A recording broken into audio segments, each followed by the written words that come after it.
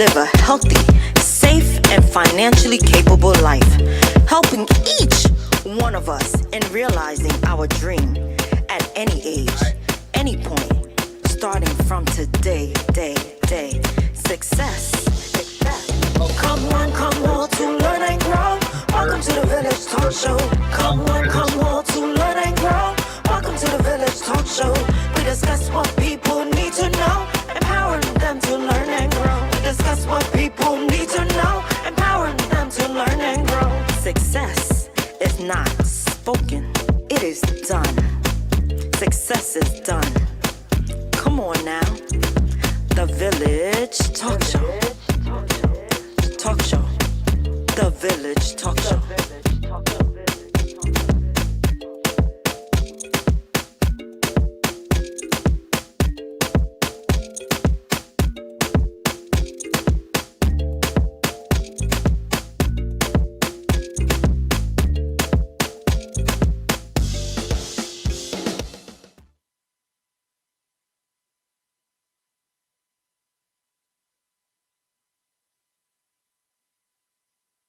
Right here on the Village Talk Show, on every Thursday from 7 to 9:15 p.m. Just want to let you know that we are dedicated to empowering the community to live a healthy, safe, and financially capable life through education, helping each one of us in realizing our dreams at any age, at any point, starting from today. Success is not just spoken, it is done. What are you doing to be successful? So, looking forward to each and every one of you. Today's another Thursday. We are very excited going through some stuff, seeing what's happening, joining us on YouTube.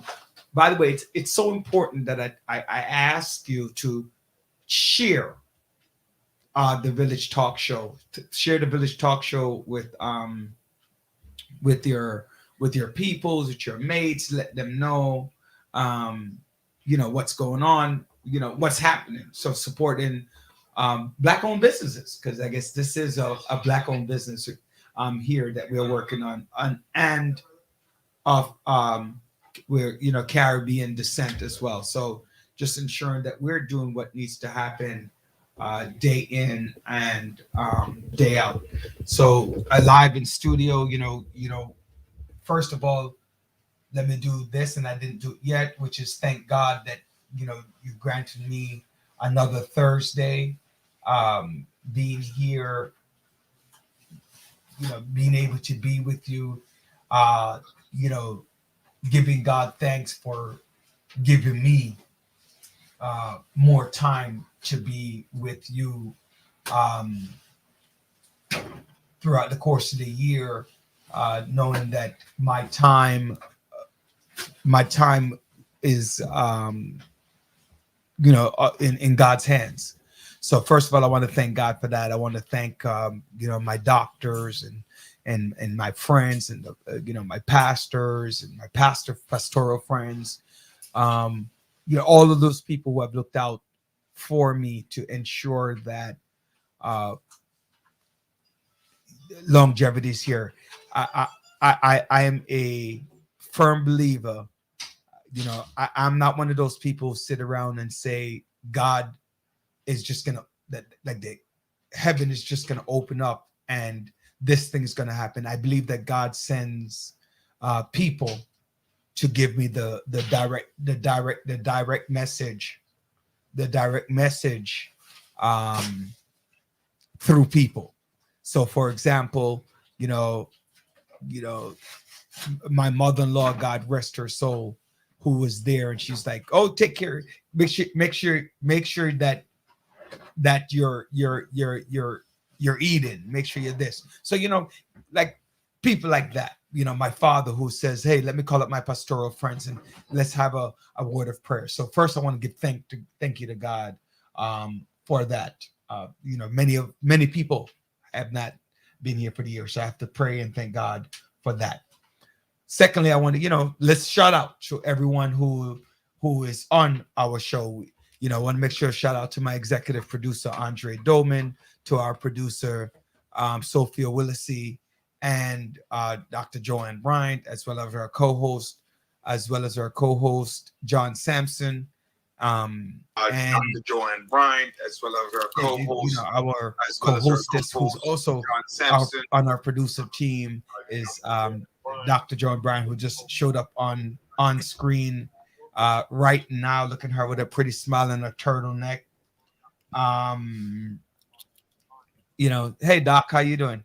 Hi, I'm good. I'm great. Thank God. And you? I'm doing okay. I'm okay. I'm good with the thank God today. I'm good with it today. I'm not even going to bother you and ask you further. Thank you so much. I appreciate that.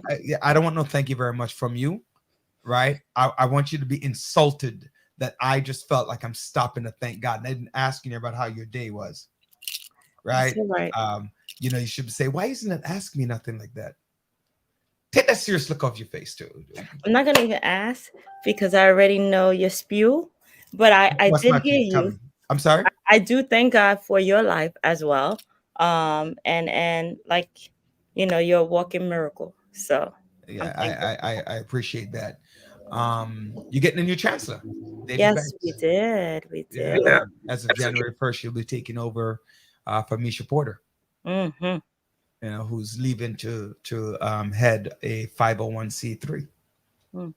I'm excited about change. Change is always good. It depends on how you look at it. Hey, Kev, what's going on? Thank you for joining us, Kev, and everyone out there on Facebook. Uh, look up the chargers in that thing. See if you see my charger in my bag, because it looks like I might not have brought it with me. Hey, So, what was I saying? about our new chancellor. Yeah, our new chancellor. He started the Eagle Foundation around the city. So there's a school for boys, young ladies and gentlemen. If you are unaware, he started a school, a 6 through 12 program, where you can send your child. They have very strict rules, but there's six of them. I believe there's one in Staten Island. Let me see if I remember this. There's one in Staten Island, Mm-hmm. one in Queens, Mm-hmm. one in Harlem, Mm-hmm. one in the Bronx. Mm-hmm. There's one in each of the five boroughs, but there's an extra one, and I don't remember where it is. I think it's in Jersey. There's Jersey, and there's one in East New York. no, yeah, the one in It's in Brooklyn, the suburbs, Ocean. but Well, there's not Jersey. East New York, Ocean Hill, Brownsville. Yeah, Brownsville. Yeah. Well, Ocean Hill. It's interesting. What is the difference? Why did they say Ocean Hill, Brownsville? I mean, I don't know. Maybe it's in Ocean Hill or Brownsville or both, right? But we know about that one there, and Mm-hmm. there's one in Jersey. Yes. Mm-hmm. I guess Andre can look up where those Eagle academies are. I actually, when my son was, You're not loud enough. I don't know what's going on with your mic today. can you hear me now? I can hear you, just not loud enough. All right. Go ahead. So when my son was looking for schools, it was one of the consideration. I did like the fact that it was an all boys school and they were strict in regards to I don't like to use the word strict. no. Let me tell you, I like the Like, discipline. when you say strict, it scares Discipline. parents. Right. No. They were very disciplined, and I that actually was something I was looking for my child.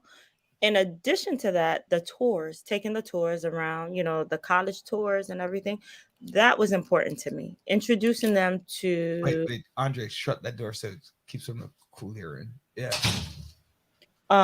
introducing them to Thank you. different colleges all around is important. So, um, their curriculum was interesting. So I can So, sure. what made you not send your boy? What made me not send my boys? I'm gonna stay off the record and saying it. So It was not I off the record. You're on choose, air. yeah. But um I wanted more multicultural environment.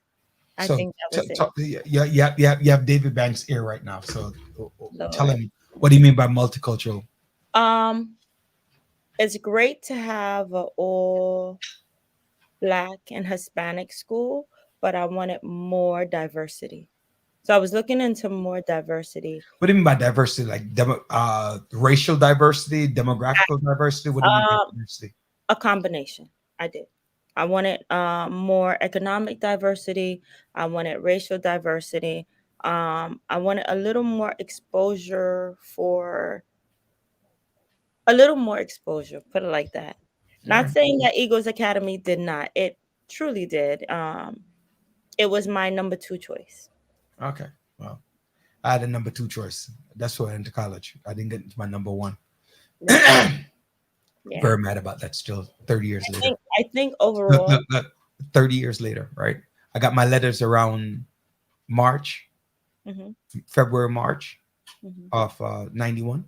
February, March of 91, I got my college acceptance letters. I'm still me holding it tell- against Johns Hopkins. let me tell you, It was my number 1 choice. you know what my concern was sending my child? The location. Location. You're one of those parents, huh? Yes, I am one of those parents. I want my child to be Overprotective. safe. Yeah, It's overprotective. okay. It's okay because crime is on the rise. That's all right. That's You know what? I'll tell parents like you all the time. What is that? You guys are You safe. want to make sure that your child is okay and That's safe. why a lot. Yes, You you know. want to make You sure know what I tell that parents our all the time. child You know is what okay. you know what I tell parents all the time. What you say? We are one of the biggest. We're one of the biggest contributors to the failures of our children. No, I'm not a failure for my child. I didn't say that. It will not be Did I say you were a failure? Let me tell you, I was so proud because this evening on my way home, Yeah. Let me ask you a question. started. Why is it that when you talk to Dr. Bryan, right? Why is it that when you talk to Dr. Bryan, she takes the statement that you make, I make it personal and say it's about. Thank you, Andre. Tell her again. Hold on, Andre. Tell her again. Tell her again. Andre. Let me turn the mic to you. Wait. I want Andre to tell you what he's telling you. Go ahead.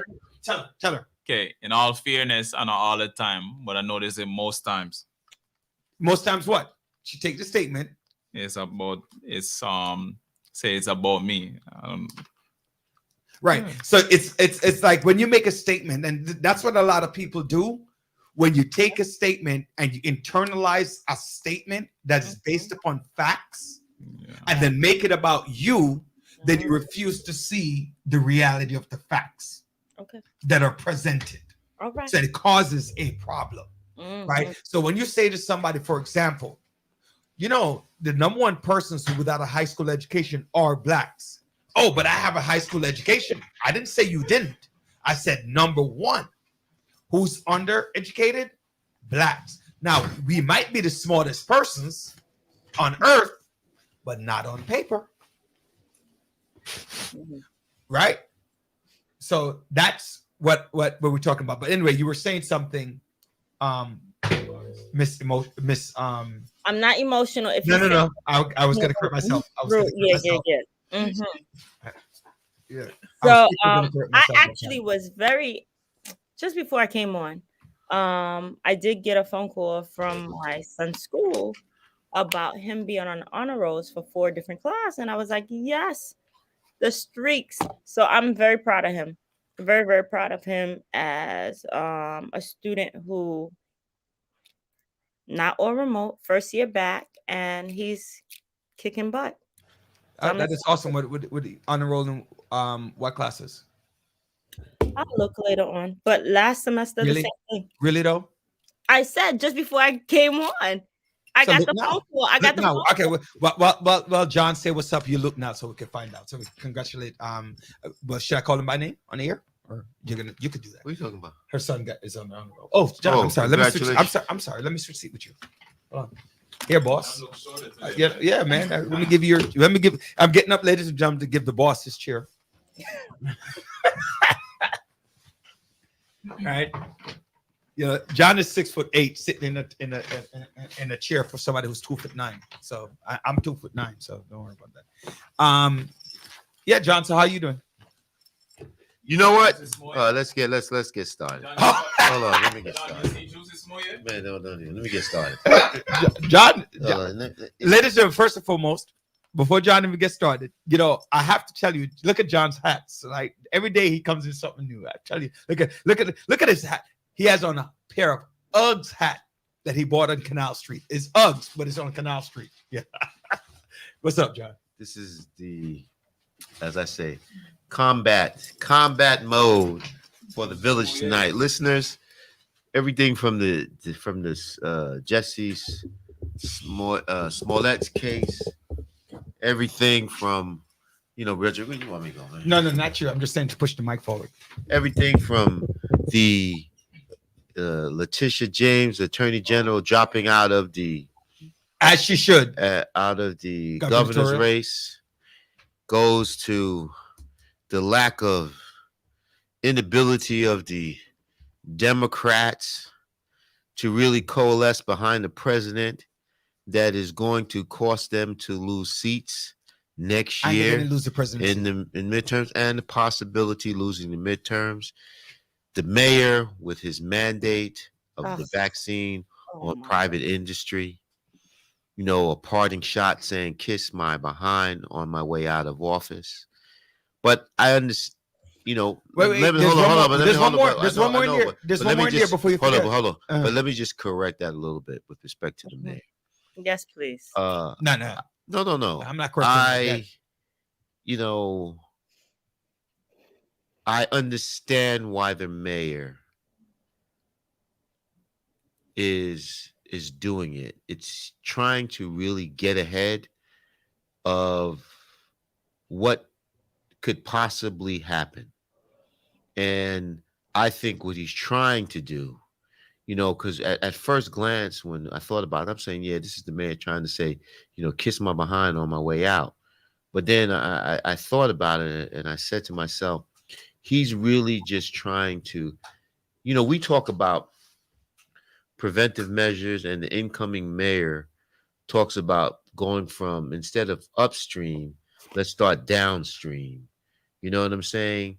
And before they even get there, the downstream concept.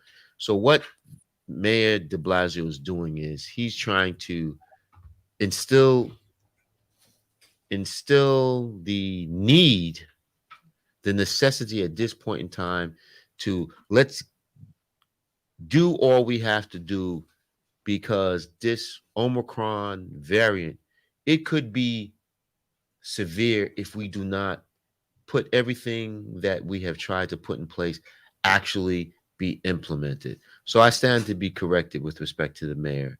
At first I didn't understand, but I understand what he's trying to do. Let everybody understand that this is something that is necessary to prevent the widespread. Bottom line is the mayor is trying to do this because he does not want the city to be shut down.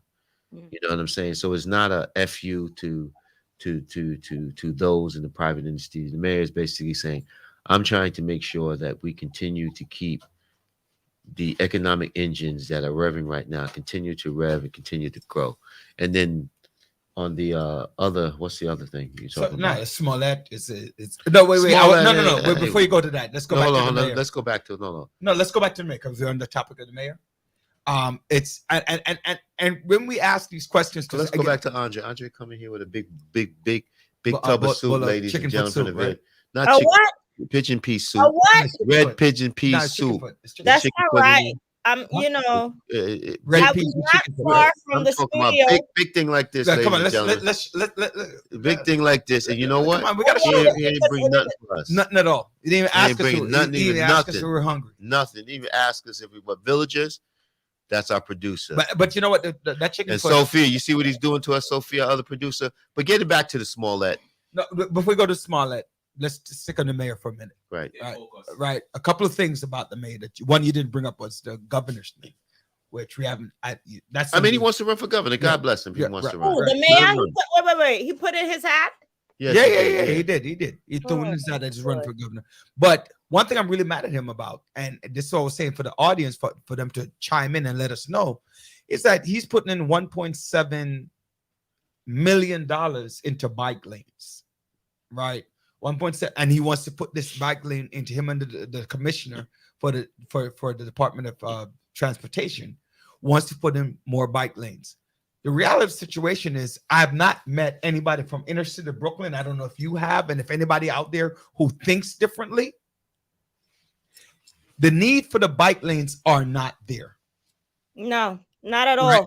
They're not there, and I've not had any public person who's from inner city Brooklyn right? Don't choke on your soup, Andre. Ladies and gentlemen, you almost Are choked you on hating soup. over there, Yeah. John? Are Yeah, I you was eating. hating? Yeah, You sound like in Jamaica, right? They said if piece of a that food true drops, hater. right? If piece of food drops, you know it's because John wanted peace, right? But I know I have not met a single person. I don't know if you have, who in inner city Brooklyn, not outside of the city or downtown Brooklyn, the tale of two cities, that really wants more bike lanes. Nobody. You know what? And you know what? My thing with bike lanes is I think the people who are riding these bikes, they really need to adhere to the etiquettes of the road. Absolutely. Because they do not. They, first of all, you see them without wearing helmets. Second of all, they don't even drive. They don't even ride in the bike lanes. They ride against traffic. Mhm. So you know And what I'm the saying peds is, thing, those whatever. peds I things. put it this way, you know what the problem is? If everybody moves in one direction, moves fluidly, everything would move in sync and move smoothly. But there's deviations that happen, there's traffics, whatever it is. But what I really think is that though if we want more bike lanes, okay. But at the same time, No. we need to enforce those bicyclers Mm-hmm. that just want to ride the bicycle. The wrong way. They need to adhere to the traffic laws. And if they're And not, it, first of all, they need a helmet. You start, a lot of them, they don't have helmets. A lot of them They don't ride care. recklessly. They run don't their care. lights. They And do everything. also, they run the lights, and also they should have insurance. I think they should have insurance on them bikes because they run into cars. Yep. You know, Without so I care. mean, there's a lot of things to go on, but you know, we're trying to make it a more environmentally friendly community. I understand it, but you know, but let's get it back to the Before you get to your next topic, I just want to touch on a few things. I feel like pedestrians Mm-hmm. need to be ticketed. I don't understand, for the love of crime, why is the city pushing people? It's like the choice thing.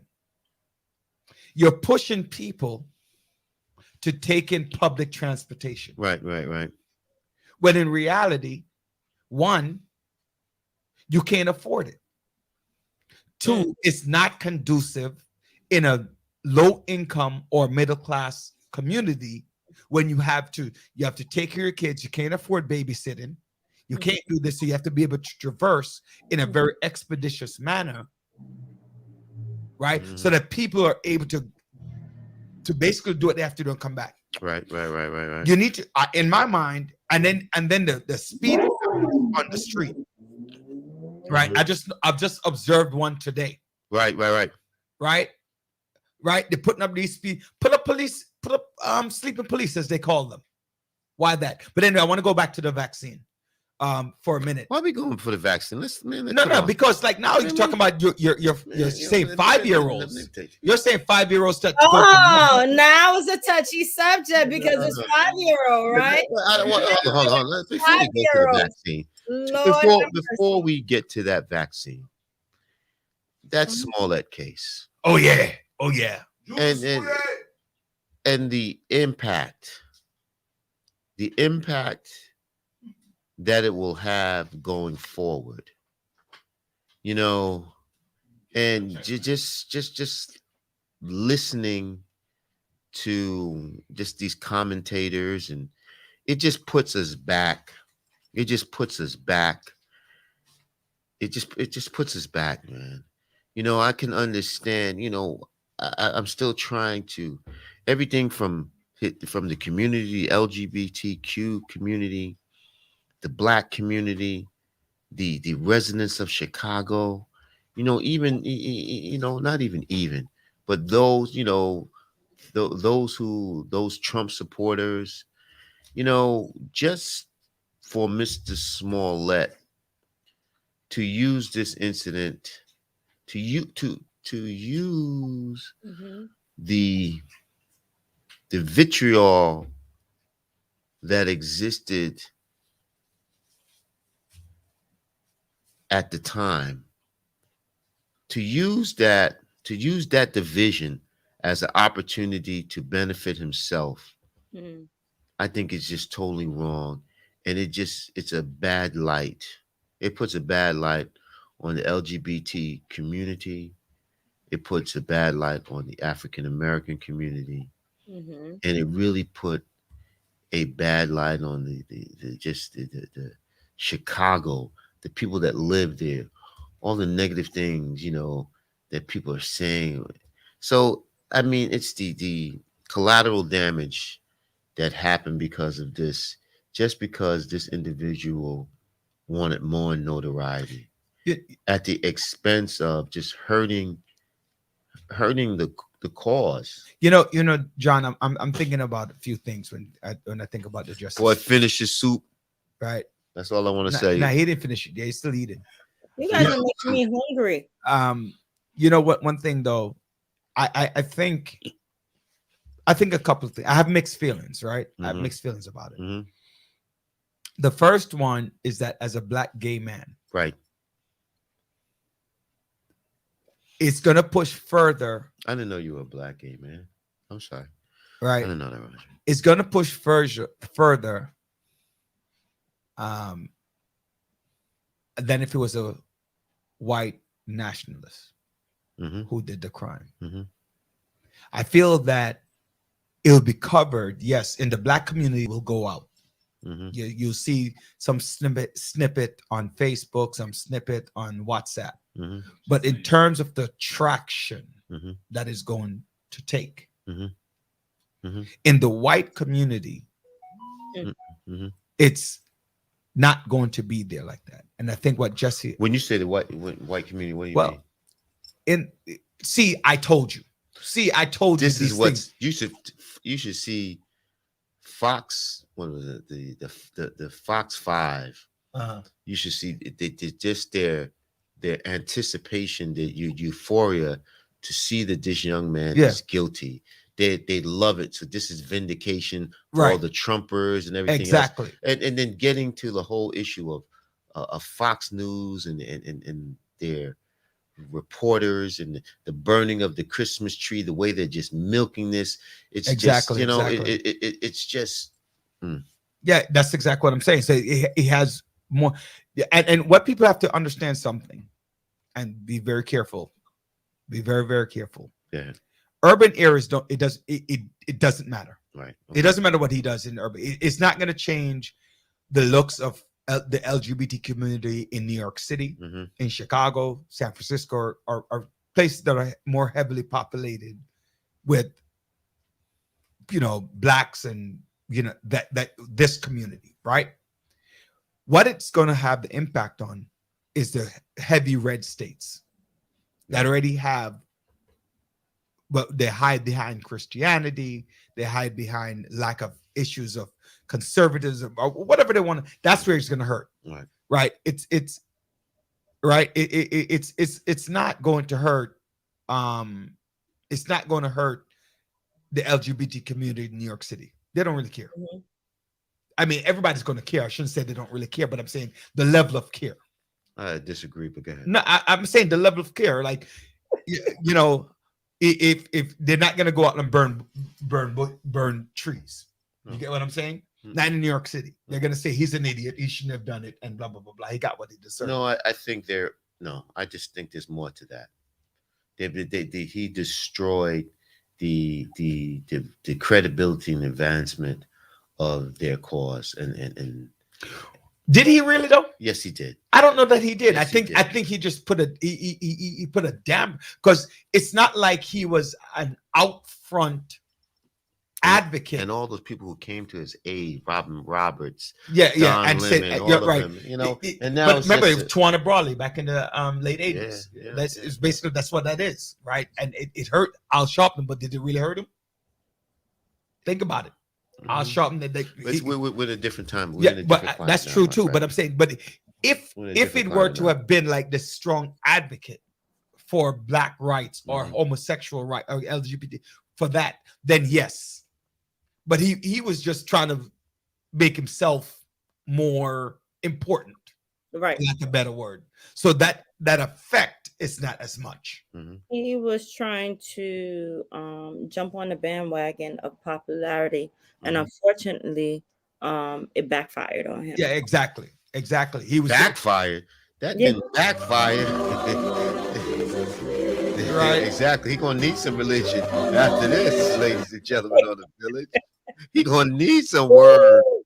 He gonna need some holy water. You know, that is true, right? I know that our first guest is on, but there are a couple of things that we also want to talk about. Chris Cuomo.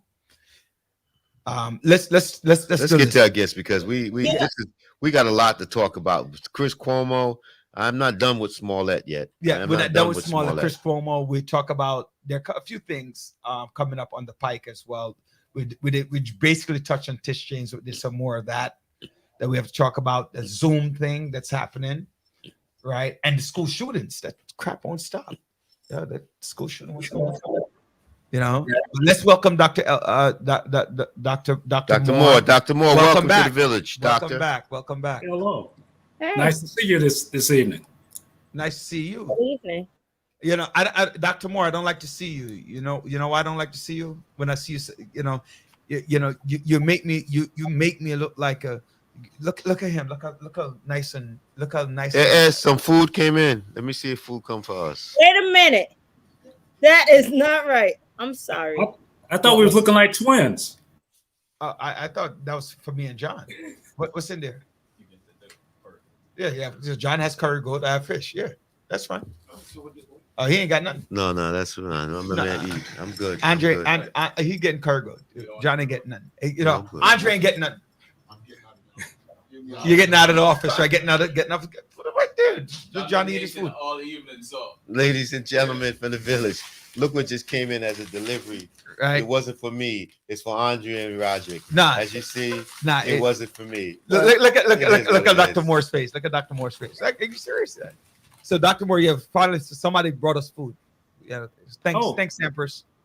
Dr. Moore, welcome back to the village. How are you? I'm doing great. You know, I was reading your last book, Two Letters. You know, it was a pretty good book. It is a pretty good book to read. This is Dr. Moore, John. Were you here last time? No, I wasn't here. Was it about a year ago you were on? I wasn't invited. Yes. Yes. You weren't invited? That's too bad. You uninvited yourself. But you're invited now, so think about it. Right? So let's my producers tell me to shut up and tell you to start talking. So tell us a little bit more about yourself. I'm a community. His exact words were reintroduce yourself. Okay. All right. Well, my name is Edmund Moore. I'm an engineer. I worked for the Air Force about 30 years. Author, community volunteer, father of two lovely daughters. Yeah, church. Guy, tell us about your church a little bit. I'm a Sunday school teacher, the Mega Baptist Church in Dayton, Ohio, inner city church, in a couple of fraternities, including Sigma Pi Phi fraternity and the Mega Psi Phi fraternity. Same with a shack, right? A shack. What is the call sign again? I don't remember what Omega is called. What is the call sign? Ooh, no, that's a dog. Woof woof. All right, I see how on your purple. I see how on your purple. The honorary guy is George Clinton now. George Clinton just came in about a year ago. Did he? Nice. Atomic Dog. Okay. All right. So let me see. From Omega Sci-Fi, you have. Wait. Who's? I'm trying to remember. I know Shaq is one of them. He's a big Omega guy. Who else? Stephen A. Smith. Stephen A. Oh yeah. Okay. Who else that you can think of?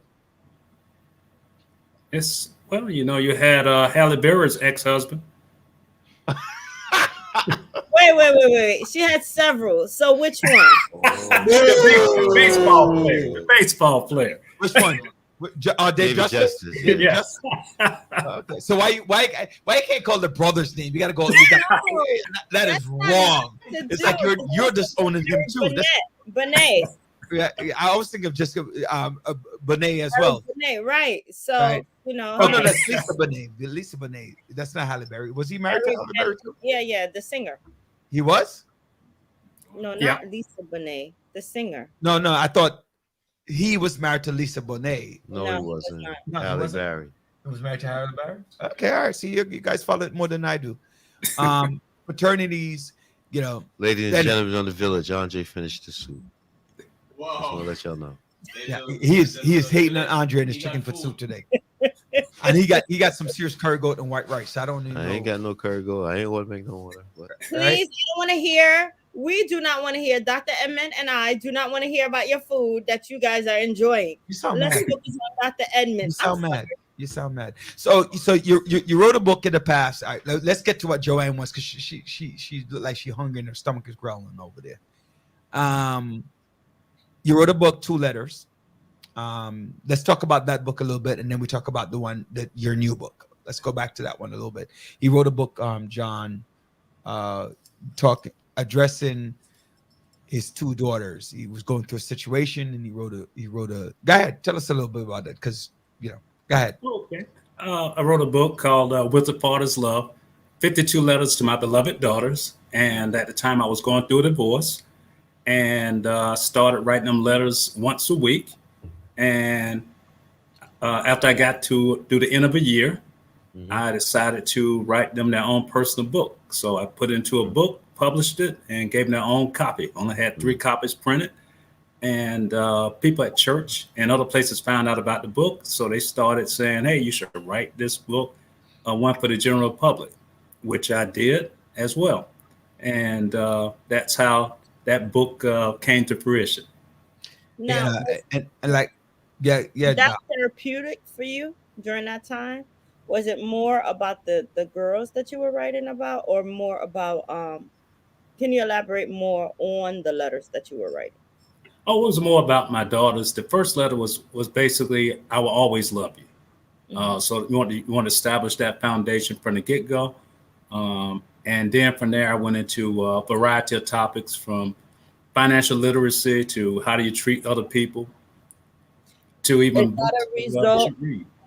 Let Go me ahead. ask you, while you were writing, was that a result because you were going through a divorce and you wanted them to be secure, or just overall nuggets for life?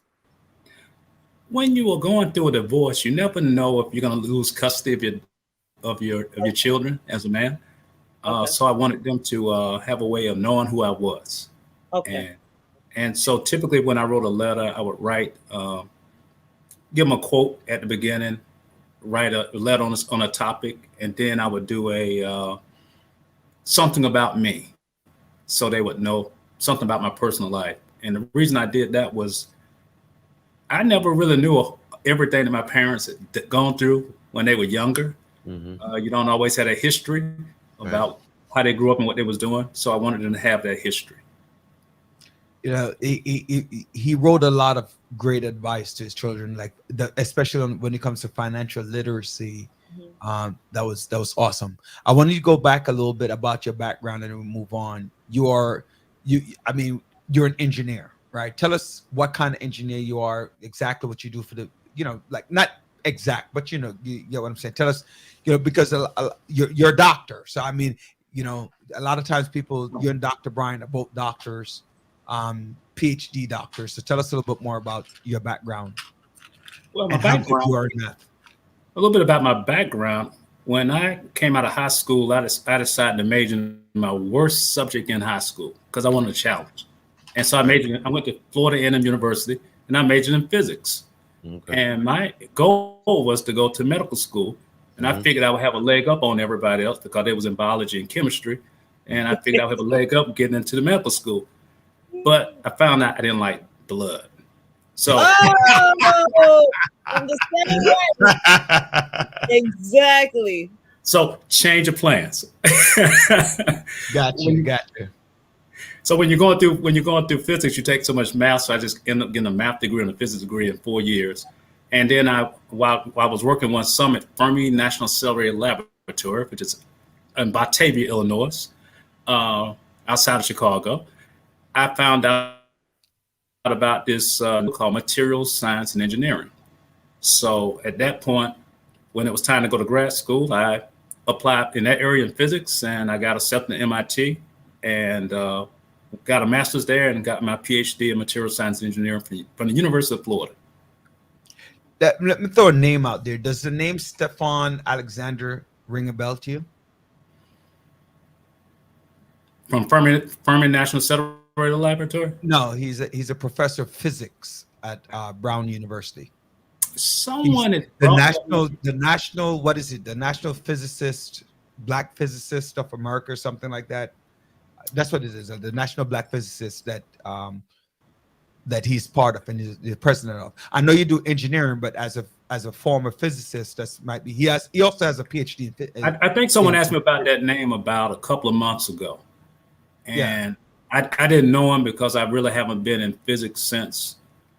Been more in aerospace technologies and that kind of thing, using material science engineering.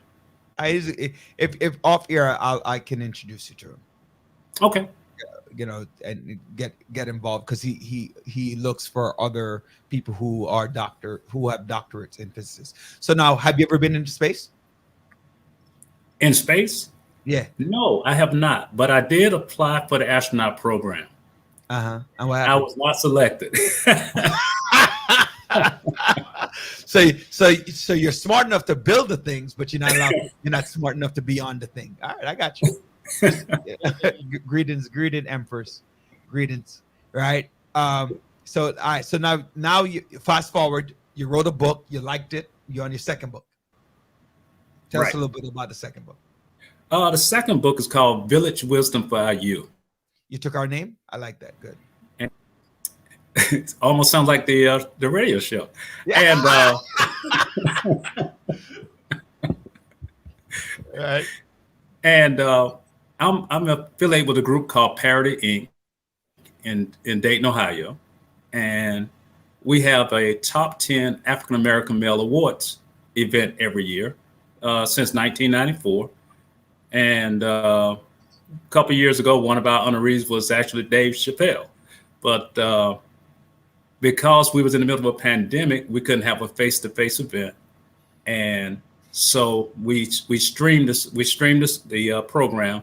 And I said, how can we get our donors to give our donors something?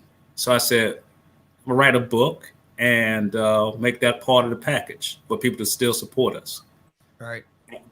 And what I did was I went out to the community and asked the people in the community for quotes that they could give back to share with the young people.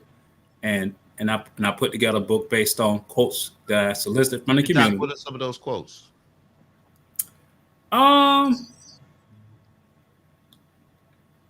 guess one on relationships that I thought was nice was from William Gillespie. And he told his daughter, he said, all men are dogs, so try to find one that's housebroken. Roof. Wait. And you actually wrote that in a book that we're dogs? That's in the book. I'm gonna skip that page when I read the book. Give me another one, Doc. Wait, hold on. Andre, what happened? Wait, say it again. What inspired you? Oh, Andre wants to know what inspired you. I want to hear another quote, Doc. No, Andre wants to know what inspired you. Another quote, Doc. What's that again? Another quote, Doc. Another quote. Okay. Want a good one that you one of the ministers said. He said, "Ignorance is very expensive." Yes. It is. Yeah, now, can you, in your book, do you explain these quotes? Some of them I do. No, some of them they're not. Okay. As funny as it sounds. I will give you one for my mother who's no longer with us. She said, "A dog that brings a bone will carry a bone." And so I put the meaning that if someone tells you another person's business, then they would like to tell your business also. Mm-hmm. And that's the bone. The bone is the bone. Yep. Yeah. You know. And I had a book signing. I got a quote too, Doc. Go ahead. What quotes? A rat. What's that? Will always be a rat. You know, no matter what, a rat will always be a Be a rat. rat. But you know what's interesting about that quote, and it's funny. Not only, but you add to that quote, right? Mhm. You add to that quote, not only a dog that brings a bone, that carries a bone would always bring a bone, Mhm. or vice versa. The reality of the situation is they're not just carrying or bringing, they're waiting. And sometimes what they do is they twist the story up Mhm. so that the bone is light enough to carry. Right? I don't know if you understand what I'm saying, because you tell them one thing and all of a sudden they want to make it what they want to make it, Mhm. you know, and they carry that they want something that they don't want something heavy, they want something light. So they Another can pick them up. quote my mother always said: sometimes you got to make sense out of nonsense. Yep. Is that one in there? Or we say pick sense out of nonsense. Pick sense. Tell us that's cool. Tell us another one. Oh, well, let me give you a story about that one though. So I was doing, which one? The bone? yeah, I was doing a book signing down in Georgia, and I had about 30 12-year-olds from the Boys and Girls Club. Okay. And so I threw a couple of these quotes out to them, and I asked them that they know what it meant.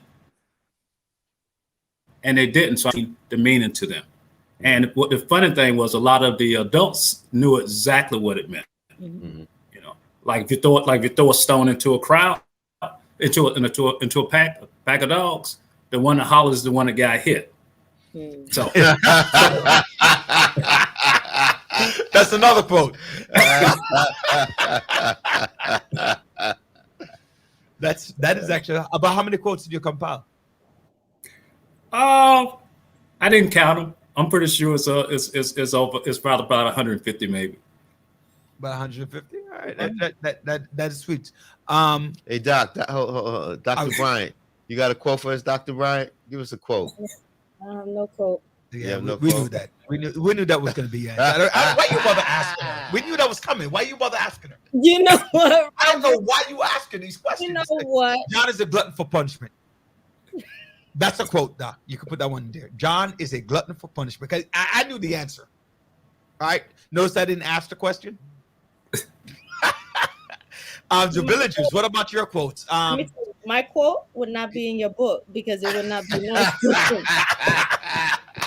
Okay, Doc. All right. Villagers, you have any quotes out there that you have? I think what is it? Empress wrote me. Hold on, let's see. Go back. I thought she had written me something on quotes out there. What about the one like age is just a number? Do you believe that one? No, didn't use the age one. No. No, I'm saying, do you believe that one? Age is just a number. No. Why I've not? seen some broke down people. Age ain't just a number. Right? No, I know that when they're talking about relationships, that age is just a number. I don't know. Well, I think it's maturity. That's the difference. Because you can have somebody who's 70 years old who act like a 20-year-old. So it's all about maturity. It's not about age. You know, I don't know if I agree with that statement. Not that I hear what you're saying, because it does exist, but I think a 70-year-old, I'm not going to say 20. I don't think they're going to go that young, but a 70-year-old who thinks that they're still 30. I know what you meant, right? It is basically somebody who's not living in reality, who probably has a lot of those. We have a lot of older. So it's not acting like you're 20 because you can't act. They're youngsters. Yeah, you know, I don't. We have young people who are much more mature than older ones, or people who have had a hard life. You know, sometimes your hard life is there. I will say this though. Money will make a 70-year-old look good to a young woman. Kumbaya. How you mean? And green stuff will make them look. Yo, I'm telling you. Not to me. Yeah, we know. We know. Thank you very much, Roderick. Yeah, I mean, we know nothing will make the man looks good to you. We know. Oh, really? Wait. I don't mean it like that. I don't mean it like that. I don't mean Yeah, like, yeah. Clean up what you say, please, please. Clean up what you no, say. no, no. What I'm saying is nothing, because everything is over here for you. So you're looking for this guy that's like right here. So anything that comes to your table, you're like, whatever. Move on. Next. Next, moving right along. Moving right along. One of the topics in your book is about relationships. So as we know in the media, a lot of young people only see the surface of amazing relationships. Relationships that don't show the difficulties that compromises bring, right? So what are your thoughts on how did you develop the topic in your book? And I want to think, I don't know if you are aware, like my wife, I wasn't even aware of this myself, but my wife brought up something about the Kardashian, one of the sisters who were upset with her husband. Kardashian, what did I say? Well, I'm Jamaican, leave me alone. Right. I would date a 70-year-old plus for money. Yeah, we just add for money on their Empress. Right. Tell us why though. Tell us why, Empress. Why would you date a 70-year-old? Just don't say that. Tell us why. No, you asked me a question? Huh? One of the viewers. One of the viewers said it. Empress said I would date a 70 plus. She was upset that her husband had a extramarital affair and had a kid. Who is this? I don't know which one of the Kardashian sisters. My wife was one that told me. I actually didn't see it. Oh, you mean Christian? Had to be Chloe. I don't know which one. Empress Empress said because of money. Yeah, money. So go ahead and tell us about one of the topics again is about relationships. Tell us how you come across this.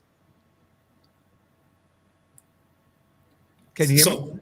So what was the question again? So one of the questions that we have out there is one of the topics in your book is about I'm just reading the quote to you. Mm-hmm. Is about relationships.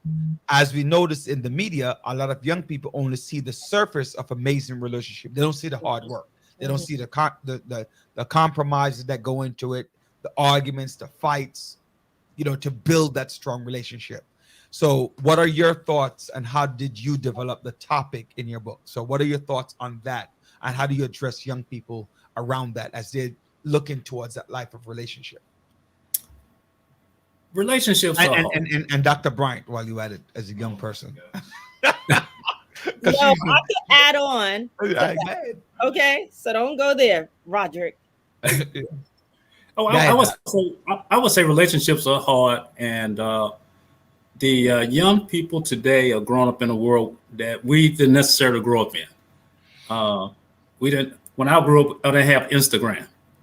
Right. I didn't have Facebook and all these things where you had the beautiful women and the beautiful men coming on and showing themselves in their best light with their makeup on and everything on. And so if that's what you are growing up with, you get a unexpected expectation of what you're a man, what the woman should look like. All the women should be, have these dimensions you're looking for, and likewise the women see the same thing. All the men should be Tay Diggs like, or whatever you want to say. So that right there builds up a problem that you don't get to know the person for the person, and that's a barrier. I would say I would add on to the fact that the exterior is more important in social media. The exterior, like you're saying, is more important than the interior. So having a deep form of conversation is not that important. And getting to know individuals, like you said, beyond the surface is an area where people struggle. It becomes an instant gratification than more something to build on. And that's a result later on, we're of a certain age. So we've been there, done that. Doc, speak for yourself. Speak for yourself. Speak for yourself, Doc. You are of a certain age. Dr. Moore, John, and myself are not of a certain age. Okay. All right. But Dr. Brown, I would say one thing else. If you and I were out on a date and we both were looking at our phones, wait. You and and Dr. we Brown both will looked not at be our out on phones, the we date. would never get to know each other. What And happened? that's another barrier. Interrupting. Oh, Can you repeat that again? Because You would not be out on a Let- date, Dr. hey, Moore. hey, Doc. I'm just saying, just correct yourself with Hey, that Doc, statement. can you say that again, Doc? I would just say that if we was on a date and we were both looking at our phones and not talking to each other, we would not be developing a relationship. And a Absolutely. lot you of know what? times, that's what you see today. And that's what you see. The phones have become a part of our life. A destructive part of our life. You know, phones are a blessing and a curse. Sometimes more so as a curse, because Right. you know, the kids, you get at your family table, you're having dinner, the kids are on the phone, you on the phone, you're getting emails. It's just constantly you cannot exhale.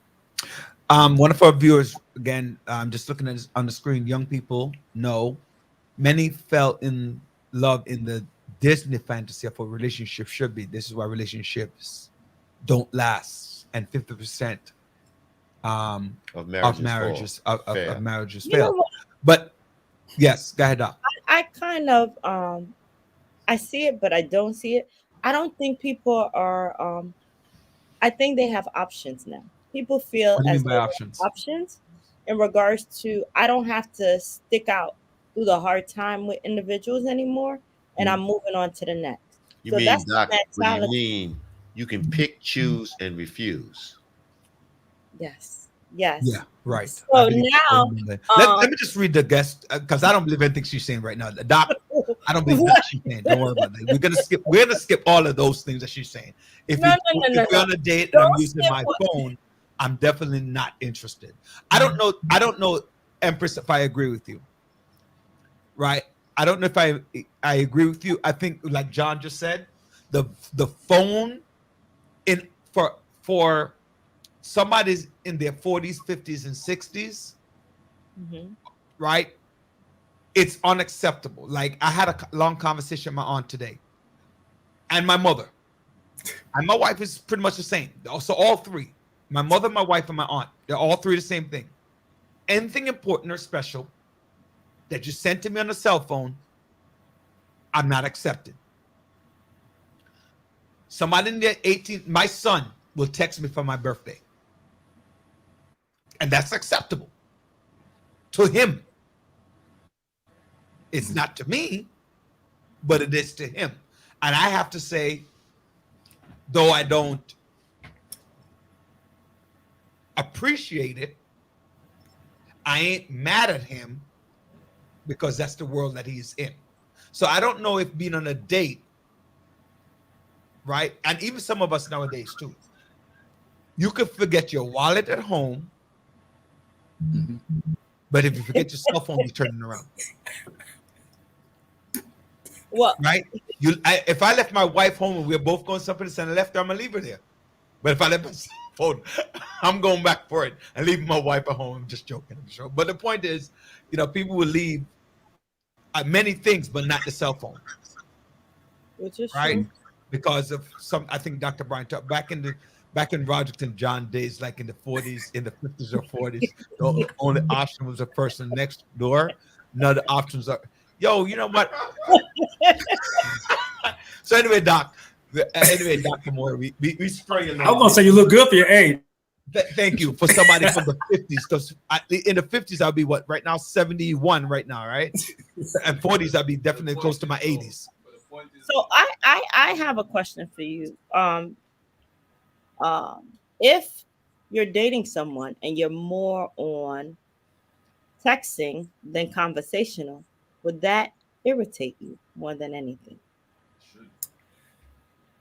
That would irritate me. But I think it depends on age group. I think text had a place. You know what's irritating? What really is irritating? Go ahead. I'm sorry, Doc, for interrupting. Oh no, I was just going to say I think text had a place, but when I want to have a conversation, I have a conversation. Right. I don't want to be back on text and that kind of thing. I think text is informational. I mean, I think let's meet at such and such time. That's good. I was just going to say, when if I'm going out on a date with my wife now, well, I've been doing this recently.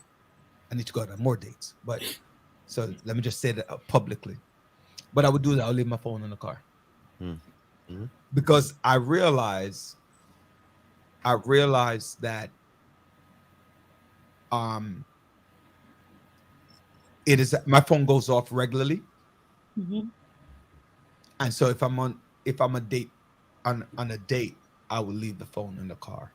What about people who actually meet on websites?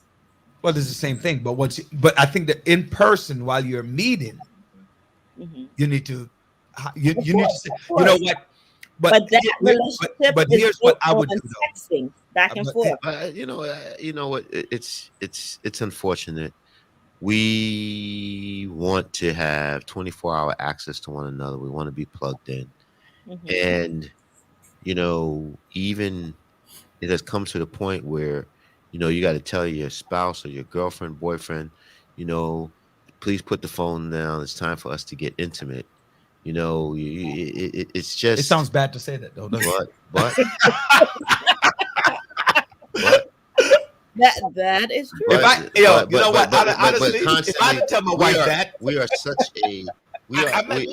such a we're such a nosy society. We love to look at other people's misery, other people's chaos, and social media. However, we don't want them to look at our lives or what's going on in our lives. I'm sorry, go back. What's that quote again about the dog carrying the bone, bring the bone?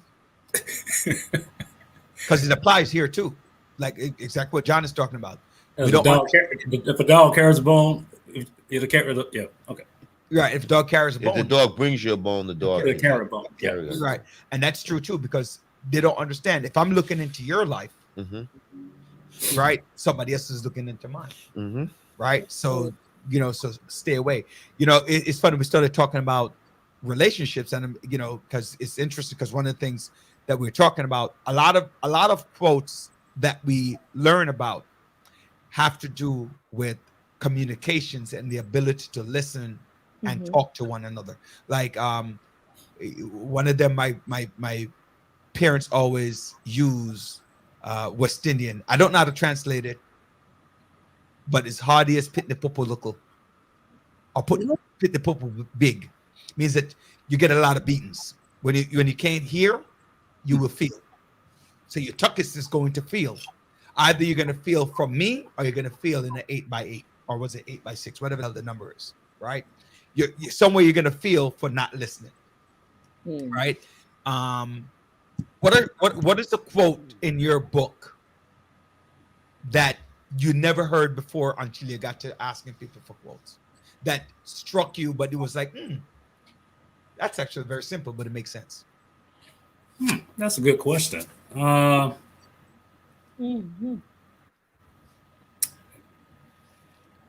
Probably, I would to think about that. Which one was more impactful? Was that? Or maybe one that was impactful. Yeah, good point. I got a quote. I would say this is a good one. I probably thought about it though. It said, examine your own life before you focus on others. Take a look at yourself in the mirror. That reads back to the Bible when they were stoning the lady. They were trying to stone the lady in regards to stating that she was the adulteress, and who wants to throw the first stone if you never sin. And that I connect with in regards to that. Don't judge connect with that, though. I'd also connect with Psalm 35. If you dig a ditch for me, dig a ditch for yourself too. When you dig one, you will dig two. It's funny. I'm glad we're having this conversation. It's good humor, John, because now you start thinking about when you're growing up, all of these different little things. Which one? What my mother always tell me. And the grass is always green on the other side till you get. But you know what? That applies to relationships. Yeah, that's true. And the other quote is, every damn thing. The other quote is, when they are whipping you behind, this hurts me more than it hurts you. I'd be like, what? I'm doing it because I love you. Why I used to say, damn, I can imagine if you hate me. Yeah. I'm like, I'm like, mommy, I see enough love. I'm good. I'm good. Kumbaya, I man. have a question for you. How old are your girls? And another question I have for you: have they started the same? Started to write, like to decided to pick up on your footstep and start writing to their future children? I would say 20 and gonna be 17. Okay. One is a writer, and one the other is a journalist. So So, both writers. and that's I'm wondering and that where they got standpoint, that from. I Okay. wonder who they got that from. I just thought it was God. Amen to that. Yeah, yeah. You know, say it again. Oh, Andrew wants us to ask you a question, which is importance of communication between generations is also another topic in your book. And we referenced it earlier too. The relationship aspect would be better if the younger generation learned respectfully from the older generation or vice versa. What does communication between the generation mean or look like? Do you have quotes on that? People and thoughts. I don't think I have quotes per se on that very topic. I would say that the best thing is that the older generation or the more mature generation has to be respectful of the younger generation, and vice versa, so that if I'm older and more mature than someone else, and I think I know more than they do, I'm gonna have a tendency to talk over them and not listen to them and value what they say. And one of the biggest things about communicating is listening.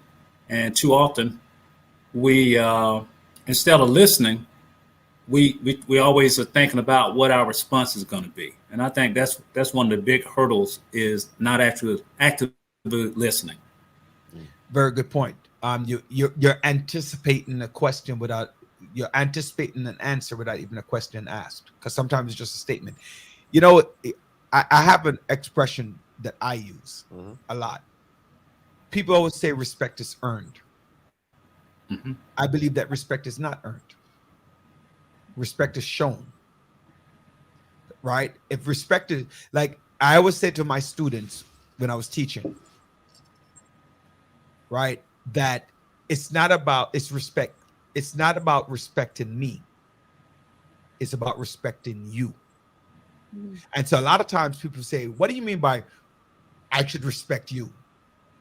And not because when you start thinking that you should respect me, that means I could do whatever I want to do to you, but you still have to respect me. But if I learn to respect you, then I'll watch what I say to you. I'll watch how you interact with you, because you know what? You have to learn to respect me as well. Because if you're disrespectful to me, I'll walk away. And so it's kind of funny. Like a lot of times, John, I hear people cursing at other people and they don't curse at me. You know why? I never curse at you. I will never curse at you.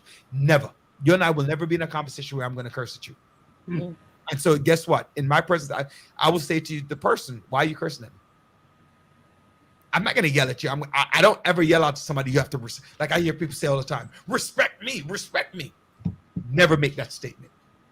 You know what, my brother? I respect you. You know, my sister, I respect you and move on. I don't get into fights. I don't get into arguments. Never curse at anybody. So respect is not earned. It's Lie, shown. man. I saw you done curse out the guy. At the deli, right? Yeah. Right. So I always say that respect is shown, not earned. So stop telling me you earn respect. No, you don't earn nothing. Huh? No, he's joking. He's joking, Andre. So you're a natural de-escalator. Yeah. Yeah. Wait. Wait. Hell no. When it comes to dominoes, that's not the fact at all. No. I don't get in trouble for dominoes. Hey, Doc, I'm an avid domino player. Very competitive. And I'm very. But wait, I'm very emotional when it gets to dominoes. If you see those videos of those Jamaicans yelling, When they play dominoes, you ever see one? But he just said he didn't yell, right? No, no, I I think said he said I'm not I disrespectful. think he said he speaks in tongues when he plays dominoes. I said I'm not disrespectful. I didn't say, right? I don't yell. That is not true. I'm very argumentative. Don't get me wrong. Lord, he is. Yes, I'm very argumentative. But I don't yell. I don't curse somebody out. I never do. Right? When you get So, it, but right? so respect is shown, not earned. I learned I respect you. So get that into your head. Respect you. Everybody say that. Respect you. Respect is earned. No, it's not. It's never earned because everybody feel like they earned everything. And your definition of respect is not mine. Mm-hmm. Okay. That's why it's shown, not earned. That's why it's earned, not No, shown.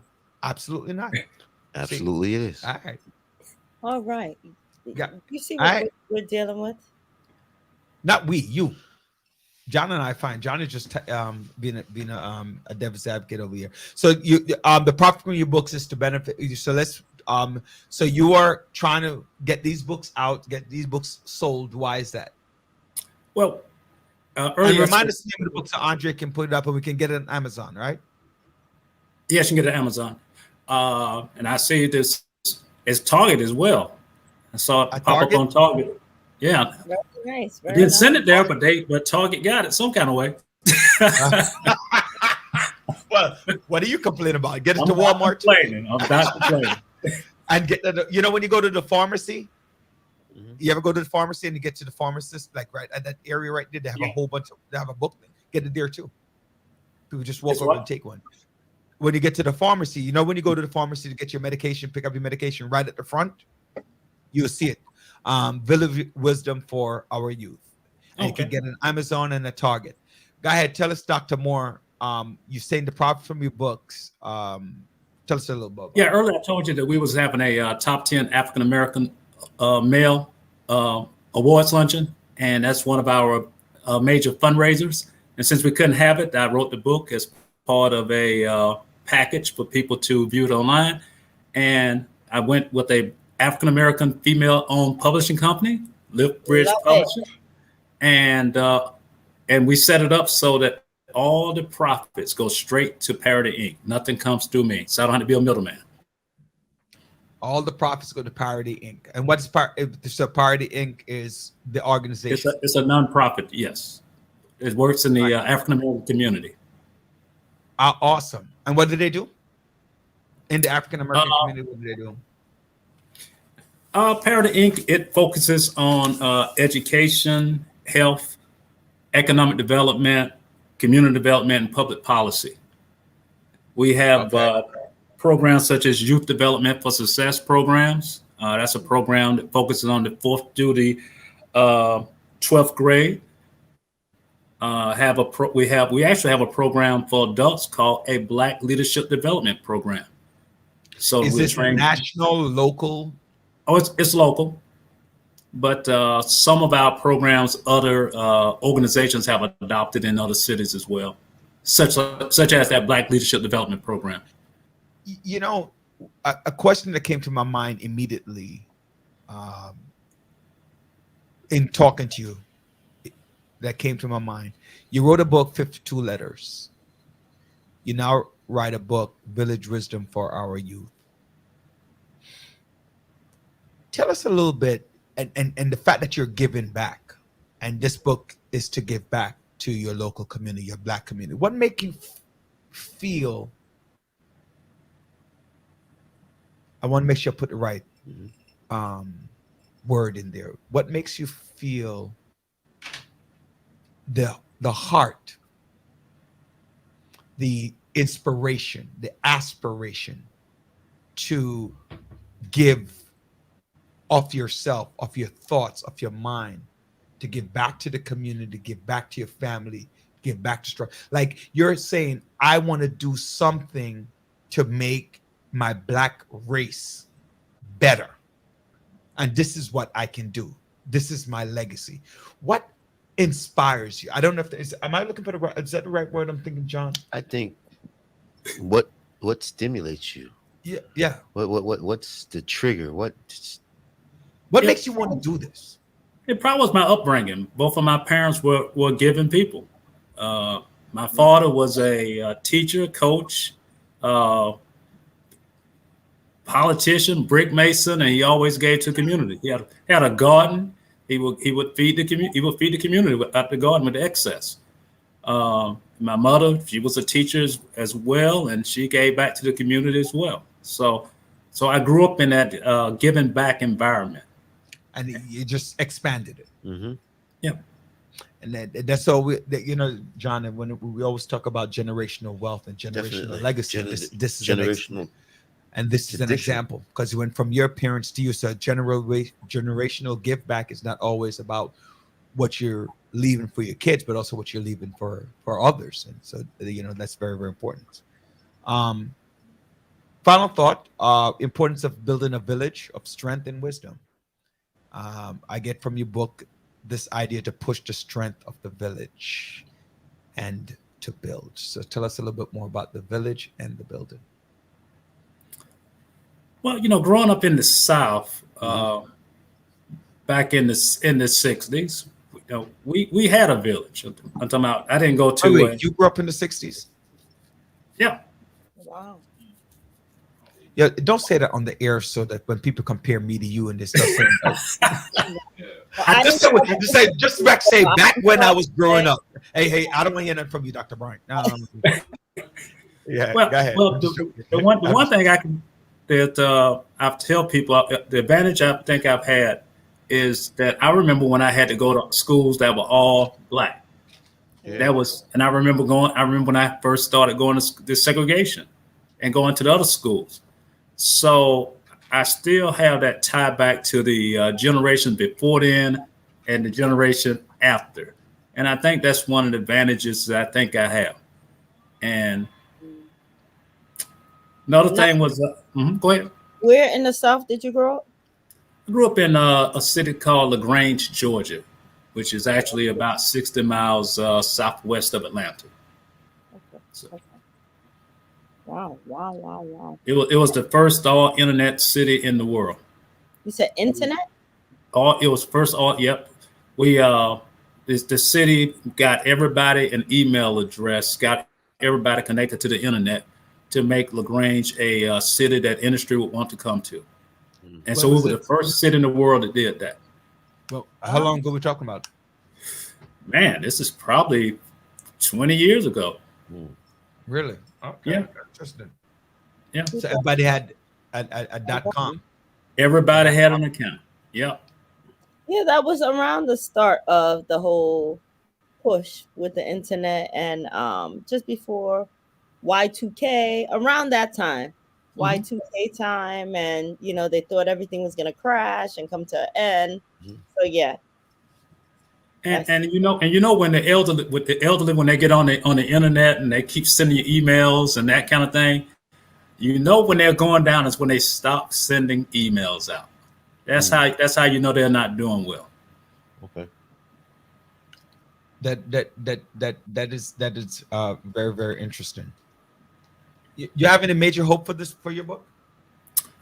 I just hope the book inspires those to serve that read it, inspires them to have more communications across generations, and hopefully that they purchase the book, the proceeds will come to parity, and they help support us in the community here in the Dayton, Ohio area.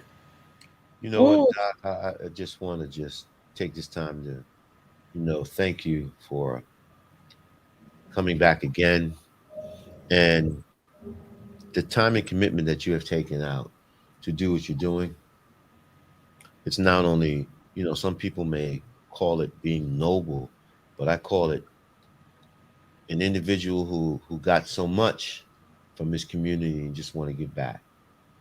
And you're the epitome of what it is to take the talent that you have gathered and allow others to absorb what your vision has been, and just give them, I would say, that sense of hope and opportunity to not only do what you did, but far exceed that. So I just want to just thank you from just listening to you and the quotes and your daughter And I just want to commend you on what you've been doing. I want to add on to what John is saying, for bringing laughter back to people. That's Bringing important. laughter. Yeah, laughter, and also involving your community into the bigger picture, because everyone contributes to this project. Right. So, in a fun and inspirational way. So, yeah, to find a way to bring that connection and to take it back, that's awesome. Great job. Yeah, thank you. And maybe next Well, time my fellows partners can contribute to your next slogan Hey, Doc, I got some quotes. I got some quotes. a I got rat some. is still a rat. A rat is still a rat. I Always a don't rat. care. The rat can change his colors, but a rat will always be a rat. Yeah, Doc, that sounds personal, right? That sounds personal. That's sending it to you, Roderick. Yeah, I know. Doc, you know what? As usual, it's a pleasure. It's a pleasure talking to you both on the intellectual level as well, but also what you're doing for our Black community, knowing what the inspiration you're giving for our young Black men out there. That one in support of your daughters, two in support of the community, three in support of your church. You're not only educated through secular learning, but you're also part of the Christian doctrination as well, and moving that along and inspiring people. So thank you for what you do. When Andre told me you're coming on the air, I was very excited. So I'm looking forward to having this conversation with you. So thank you. And maybe one day when I reach out to Ohio, because I plan to be out there, we could connect. Because I have a couple of friends. I want to go to the racetrack. That's it. Yeah, my sons will be. How close is Dayton to Cincinnati? 1 hour. And my sons will be at the Cincinnati Open. So I might catch up at that point. Okay. All right. Thank you and God bless. God bless. Thank Doc. you, Roderick, John, and Joanne. It's All right. joy to be with you. All right. Thank you. Mm-hmm. Have a good night. It's funny, John, when you think about quotes, right? Mhm. So many quotes. Like he actually had the inspiration to actually put them into a book, right? You think about all the quotes your mama gave you, Mhm. like you said, huh? Mama quotes. Yeah, but mom, listen. There's another good quote. Shortcut leads to short results. Yep. Or they say shortcut draw blood. Shortcut, draw blood. Yeah, shortcut, draw blood. And hard head makes soft behind. That's pretty much how it is fit. Then that really, And that's what Juicy will get. yeah, that's what. Juicy Smoothie will get. Yeah. Andre is really mean. No, Andre's not. Andre's right, man. All right. Andre's right because he has, man, all that we have fought for and progressed. And we talk about the criminal justice system, and it just shows you the selfishness of people.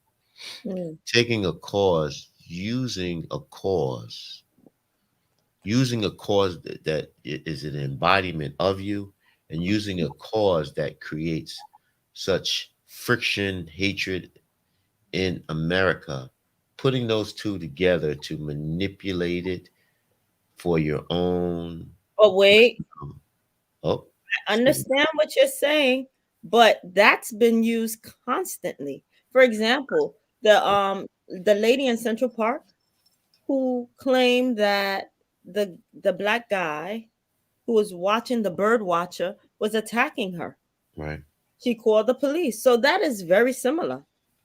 So What about the two cases that's happening right now? The Rittenhouse case and the Ahmaud Arbery case. Two different perspectives, two different issues. Yeah, I think the Rittenhouse case is a little bit more. I tell you, my personal, I don't like what he did, but if I'm just strictly looking at the facts and the law, the jury couldn't come out with any other result but acquitting the young man. Yeah, I agree, but it's still level of, yeah. At the end of the day, no matter how you look at it, he was a racist. I don't care how you want. I guess it is self-defense, and I think that's.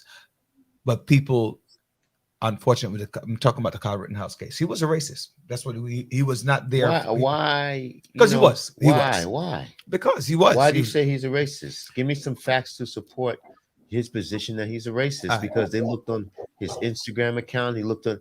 There was nothing. Hold on. Mhm. There was nothing that indicated this young man was a racist. Mm. There was nothing. Just because you believe in America, you believe in your land of the free. You are basically what was it before you because you're a nativist. You believe in America. You believe in your. Does not mean that he's a racist. There's nothing there Different rules for different folks. But that's the different rule for different folks has nothing to do with him. Being racist, it's society. Right. It's the way people are treated and the way people are looked upon. Hold on. Let me Empress, what is it? Why was he there with a gun? I'll explain to you why he was doing. Because he had a gun. He's entitled to carry the gun according to those laws. No, he wasn't entitled to carry the gun. Who said he wasn't entitled? He was underage. Who was underage? How old was he at the time? He was 18 at the time, wasn't he? No, he was not. He was 17. He was 17. So let's hold on. But they threw it out. That was out. I'm just telling you, where did he get the gun from? The same. All right. If you in the South, let's go back to the South. Mm-hmm. If you go back to the South, our family, those who were born in the South, they were not only a gun was put in their hand when they were young, they were driving tractor trailers, they were doing a lot of things at a very young age back in the 50s, 60s, 40s, 50s, and 60s in the South. Right. You had young kids, 10 years old, shotguns being bought for them, going hunting. So, irrespective of him having that gun, I want to say something about. I was watching a few of our shows over. You love that word. What? Irrespective. I'm just telling you, it's on there at least 10 times. I'm just telling you. Irrespective. Irrespective. Yeah. That means that although I know what that word means, I didn't ask you to define it. I'm just saying that word irrespective is on there. So I just want to add to that. But also, but before we even kudos to Mr. Banks on becoming the chancellor. Yes, I just want to give a shout out to him. Good selection, good choice. I look for good things. It wasn't. It was like the best kept not secret. Yeah, it was the best.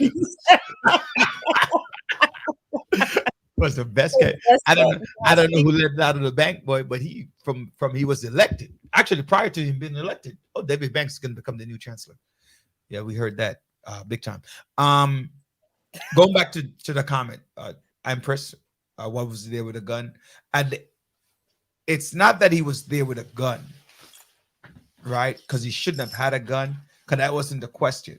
And like what people a lot of times, and this is where we falter a lot of times, the law is that him having a gun there, it's not for us to cause a crime against him for him to use that gun. And the fact that we caused him to use the gun, that's why it's self-defense. As opposed to the case with Ahmaud Arbery, where they had no just cause. Not only did they carry the gun, which was legal,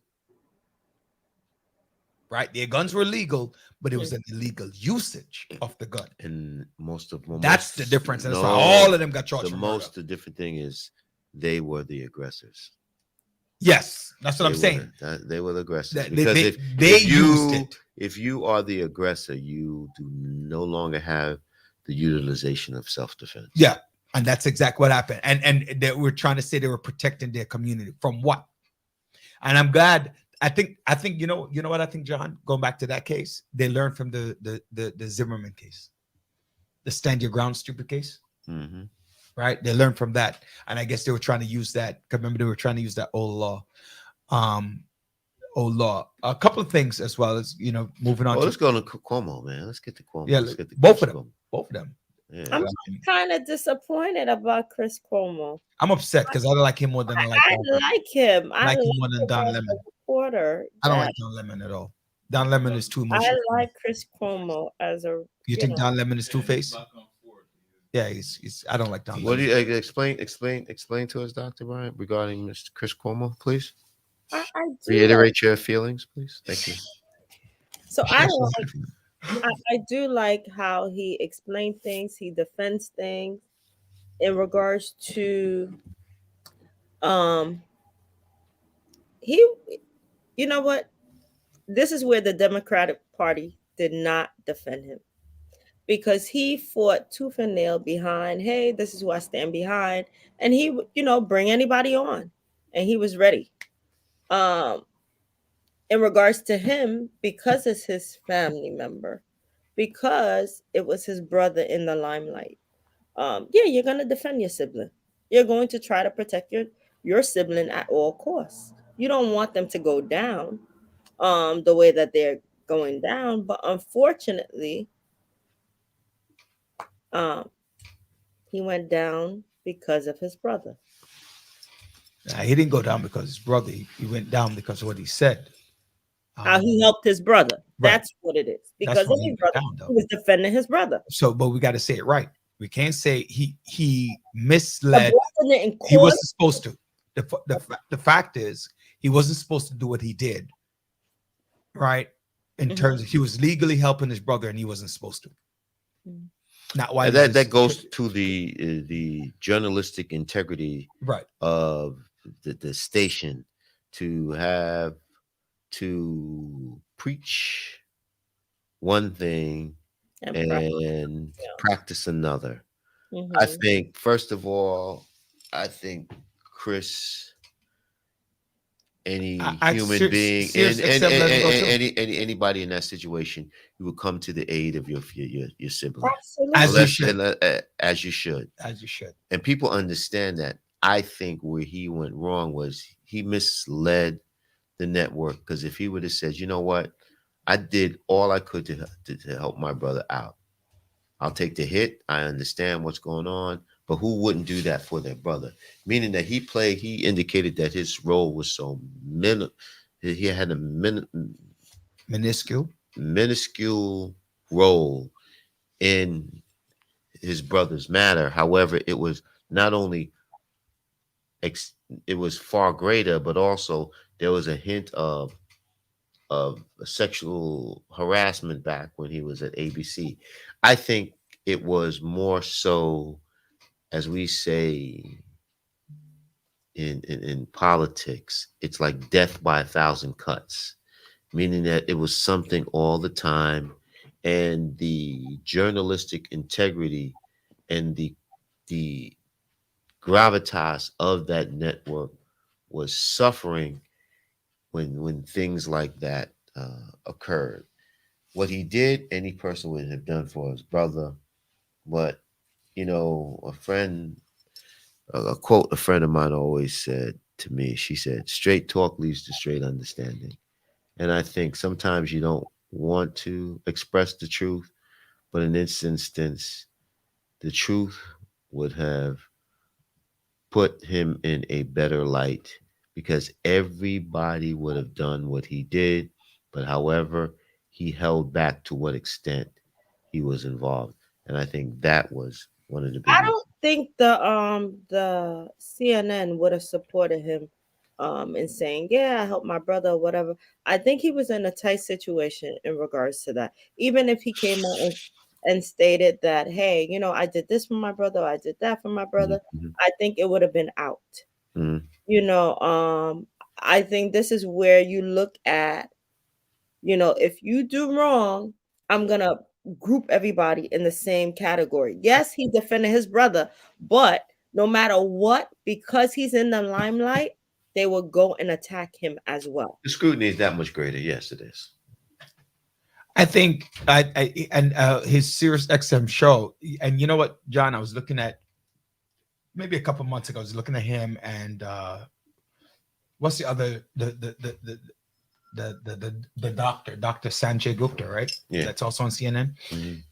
And they were making $6 million a year. Mm. Who was And making 6 million? Chris Cuomo, that's what he was making from CNN. Oh, Dr. Gupta too. Dr. Gupta was making about look it up, net worth. That's what I was looking at a few months back, and I'm like, wow. And you're losing. He's lost all of $6 million there. Sirius XM let him go. 12 mil. 12 mil for who? For Chris? Sanjay. Sanjay was making 12 million. Salary is 4 million, but net worth is 12 mil. Right.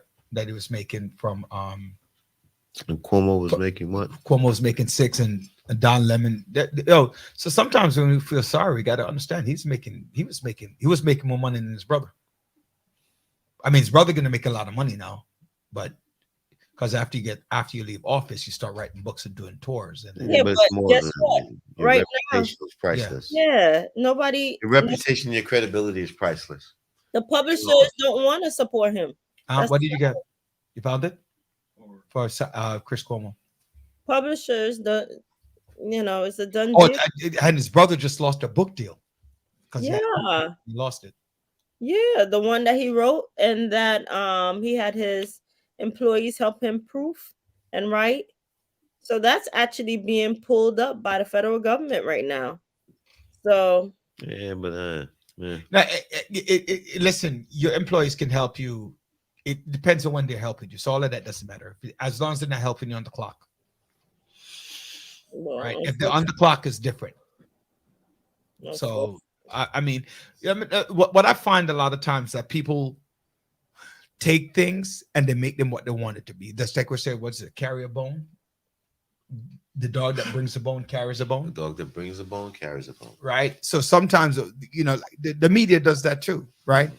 They carry, they bring, they do all of that stuff, to try to change what the reality is. Mhm. What are you saying now, Andre? He's also worth 12 billion, right? And how much he makes from CNN? 6 million, right? Right. So he makes 6 million from CNN. Right. So a lot of times, sometimes look, who I need to look up to? Look at Rachel Maddow and see how much what's her net. Rachel. Yeah, Rachel Maddow. She makes about 10 and change. What's her net worth? Yeah, she makes good money too. So, ladies and gentlemen of the village, go into communications. Not just communications. Go into communications and be an anchor on one of these major cake. Huh? It says 35 million net worth and 30 million per year. And she's make $30 million a year, and her net worth is only 35 million. Yeah. She makes 13 million a year. 30. Right? It says, 30. oh Yeah, wow. and her net worth is only 35 million. What is she doing with her money? That's kind of crazy. I mean, she makes no investments. She spends it as she gets it. Democrat.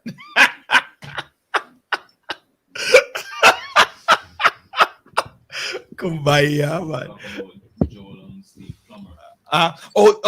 Joel. Oh yeah, we forgot. There's another Joel's. The plumber found $600,000 that was embedded in the wall. This was, I think they thought that there was a robbery, and come to find out the money was in the wall. Yeah. This is why I don't follow them.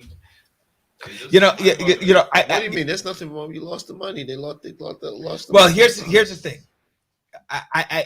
They didn't say he hid the money in there, right? It was a robbery, right? I They remember said it was a robbery. And I remember when he was talking about him buying, depending on how long he has owned the church. I mean the house. Mm-hmm. But I remember when he was talking about buying that house, right? And The church. This is the church, not his house, his personal house. This is his church. Wait. So was the house built from scratch? I mean, This the church. Yeah, this is the church. Yes, this Was is it built from scratch? I don't remember that one. That's what's important, right? If he got the church and renovated is one thing, but if it was built from scratch and it was stolen, was it part of the new renovation? And what was he planning on doing? No. This had to do with a robbery that took place several years ago. And it's interesting how they hid the money in the church to get out so that they can act as though they're one of the parishioners.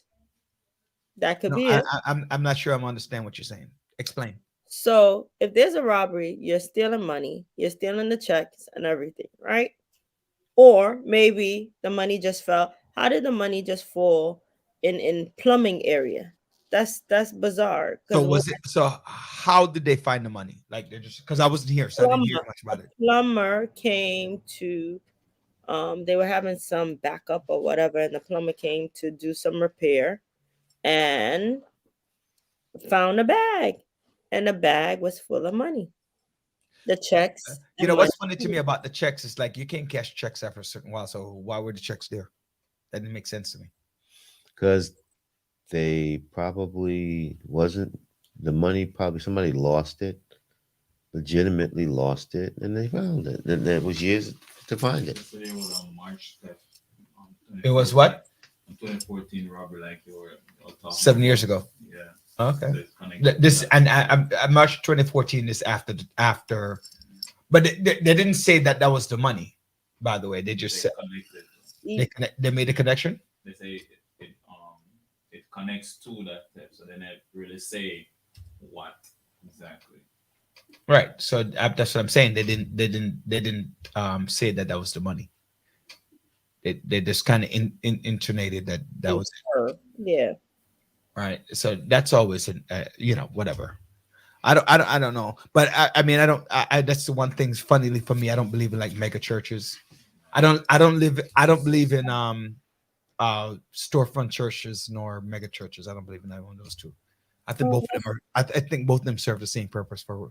I'm just thinking of Benny Hinn many years ago got caught up in taking people money and then put his hand on your head and you free up your disease. Yeah, a lot of people. I think sometimes when you see a lot of these things, like it almost makes it seem like it's the norm. The Kevin O. Smith in Jamaica with that cult, the guy from David from Waco, Texas. David Koresh, right? That was his name, from Waco, Texas. Not David Koresh. It is. What was it? Koresh? It is Koresh. David Koresh from Waco, Texas. Okay. From Waco. Mhm. This is about 20 years ago, Andre. Janet Reno was the U.S. attorney at the time. Yeah. Waco, Texas. Yep. Yeah. It makes it almost make it seem like these things are the norm and not the abnormality.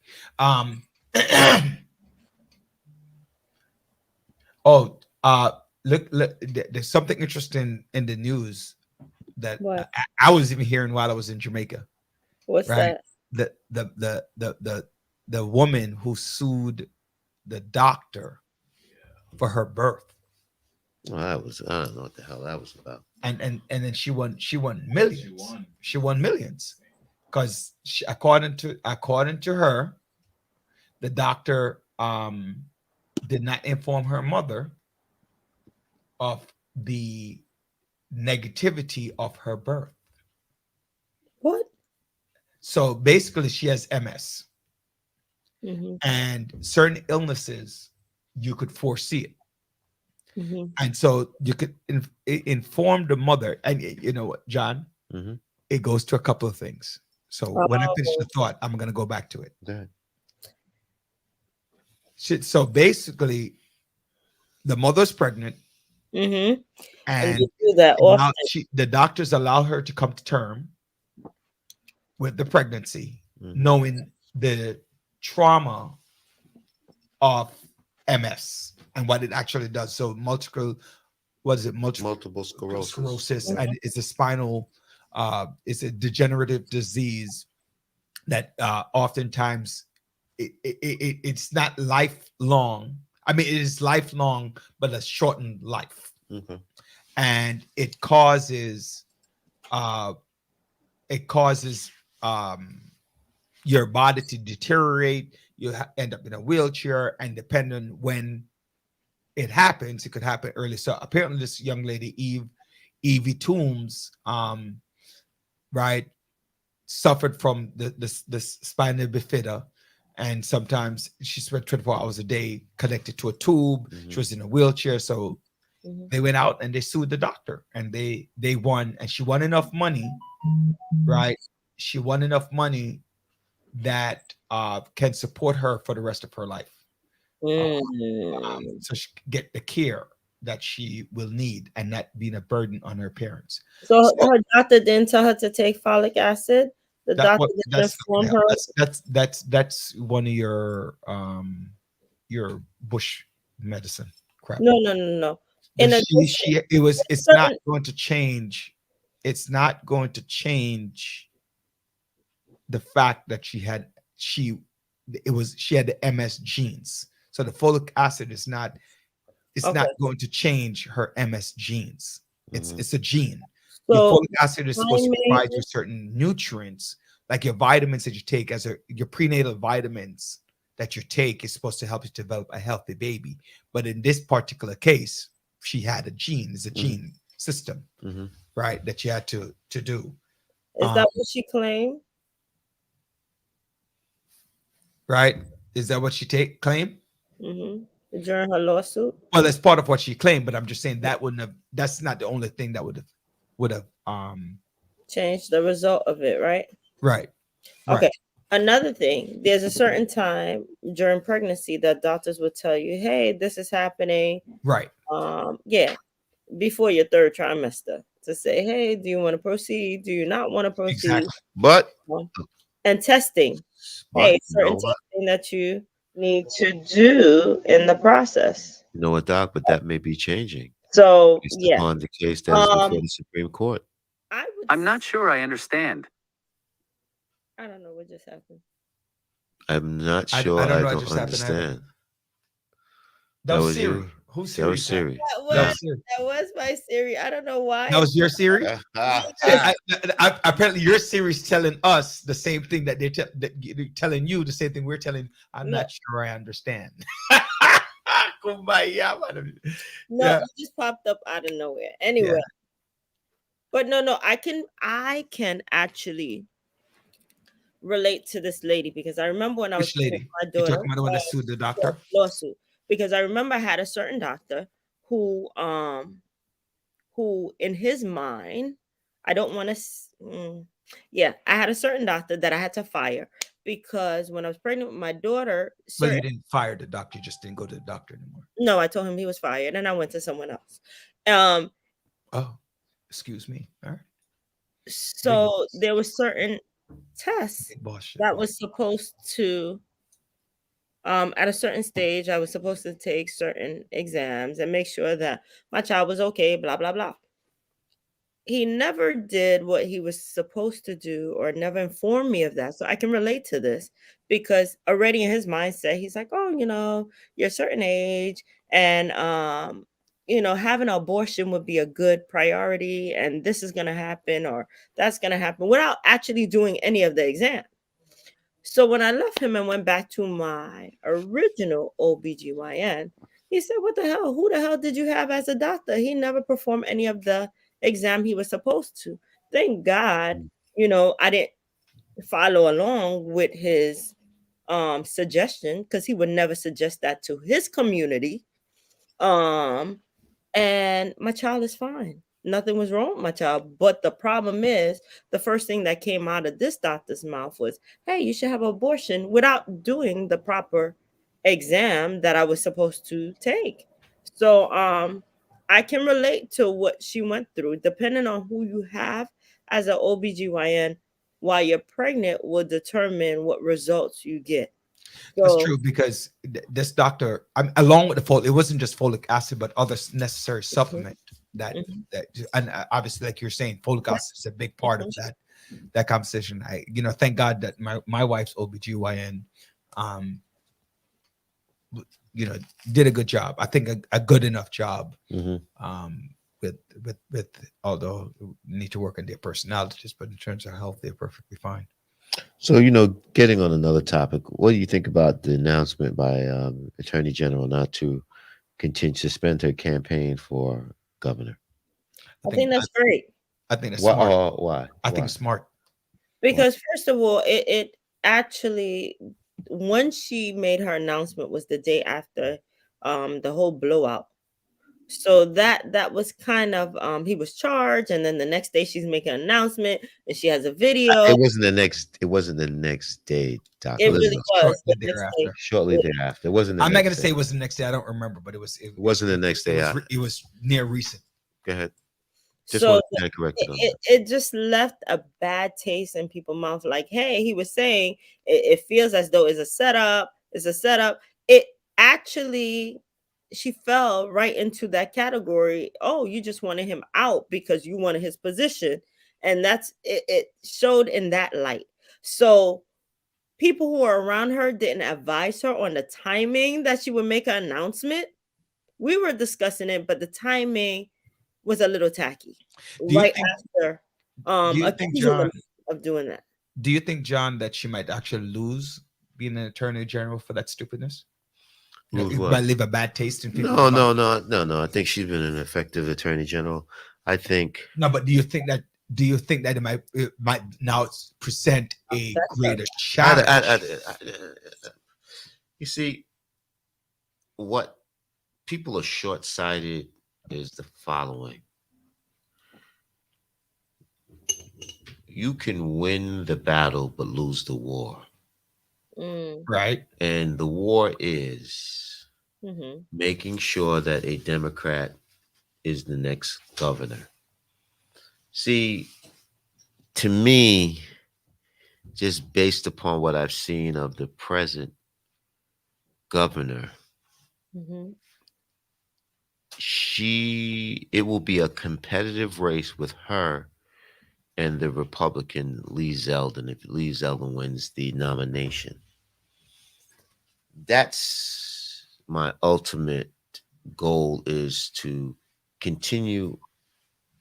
have a Democrat continue to be the governor. I believe that Tish would have bought out the vote, bought out that minority vote, especially in the city and in those other urban areas throughout New York State, that would have been helpful to her in winning the primary. That's what I'm saying. I think she would have lost. I think she would have been very competitive, and I think you know what? I think she would have been competitive, and she can beat the Republican. The question to me is, can the present governor, who else runs, can they beat the Republican? That's my position. Well, right now Jamani's is still in the hat, in the ring. Yes, he Hat is is still in the ring. Mhm. Bill de Blasio is still in the ring. And Jamani's a good brother, but my problem with the Jamani's, they won't have a lot of problem with his policies. You know, as you have seen it. When you talk about Western New York. Yeah, Western New York. You see these liberal and far left policies, they are not making it. But that would be the same with Letitia. She would have the same problem with Long Island. No, Yes, she's not. She's and not as far State left as York. Jumani. And I can understand Jumani's position, but you know, he can evolve. But at the same time, when people were talking about defunding the police, you know, although it wasn't defunding the police, they put it this way, they gave the Republican fodder they gave him ammunition for their guns to point and shoot at us and show them that we're soft on crime. They associate the elevation of crime with us being soft on crime. And the damn DA in freaking Philadelphia was no help at all. Instead of acknowledging that the crime has increased in this area, he says, well, it's not as bad as people think it is. Are you kidding me? What's happening in Philadelphia? What also is, which will not resonate from his message, is that downstate, meaning New York City, not even Long Island, de Blasio as a governor. Right. No, hold on. Downstate don't appreciates more the left, that he's the far left where he is, especially downtown Brooklyn, Manhattan. You get a lot of votes from that. However, who's this? Jumani. However, You when know, you get to Western New York, Erie County, the other counties upstate, Long Island, mhm, that are more moderate, mhm. he will lose.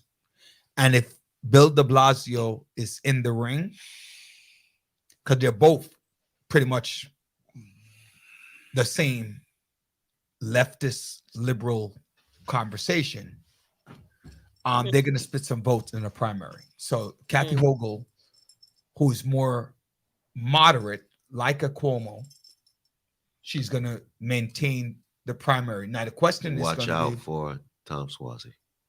Tish dropping out really increases the profile of Tom Swazi. yeah, that's true, but the problem is going to come from how much damage is going to be done for the primary. That's true. That's where the problem is going to come in. That's true. Because if the problem comes into the primary, then you're going to have some serious damage to give the Republican. Yeah. The showing that. Yep. And that kind of what happened with 2016 election. So hopefully there's not a repeat of that. What do you think about what the Better.com CEO did, how he did it on Zoom, that he laid off people? Say you're fired, you terminated on Zoom. Say if you're part of this call, that means you're done. What do you think of that? Very You tacky. think it was tacky? Yes, absolutely. How else was he going to do it? Just tacky and insensitive to the feelings of others. I mean, if you're going to make an executive decision, that first of all, you don't berate them. First of all, you don't do it on a Zoom call. You don't berate them. You don't give them excuses as to why you're laying them off. Basically, if the company is not going in that, but the company just got a valuation or something like that, I think there was a decision that was made from the higher ups, and he's one of the higher ups. Yeah, he's the one that made the decision, and he has to implement it. But I think the manner in which, sometimes, as they say, it's not what is said, it's the way in which it is how done. you say it. It's how it's done. Right. So I think it was just done heartless, without you really thinking at the impact it could have on people at this time of the year. Although they say this is the happiest time of the year, not for everybody. but at the same time, it's the saddest time of the year. A lot of people have a chance to reflect their loved ones that they may have lost, and just, their plight may not be where they want it to be at this point in time. So it's you just gotta hang on to your faith and listen to the village. And making sure that everything's okay.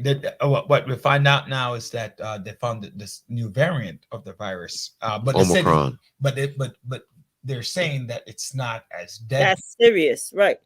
No, that is not serious. It's not as deadly as the Delta variant. Right? They hyped it up so much. They created all these boundaries. You can't come from this country and that country without getting tested the day of or the day. Let me ask you a question. Would you have preferred them not to do those boundaries?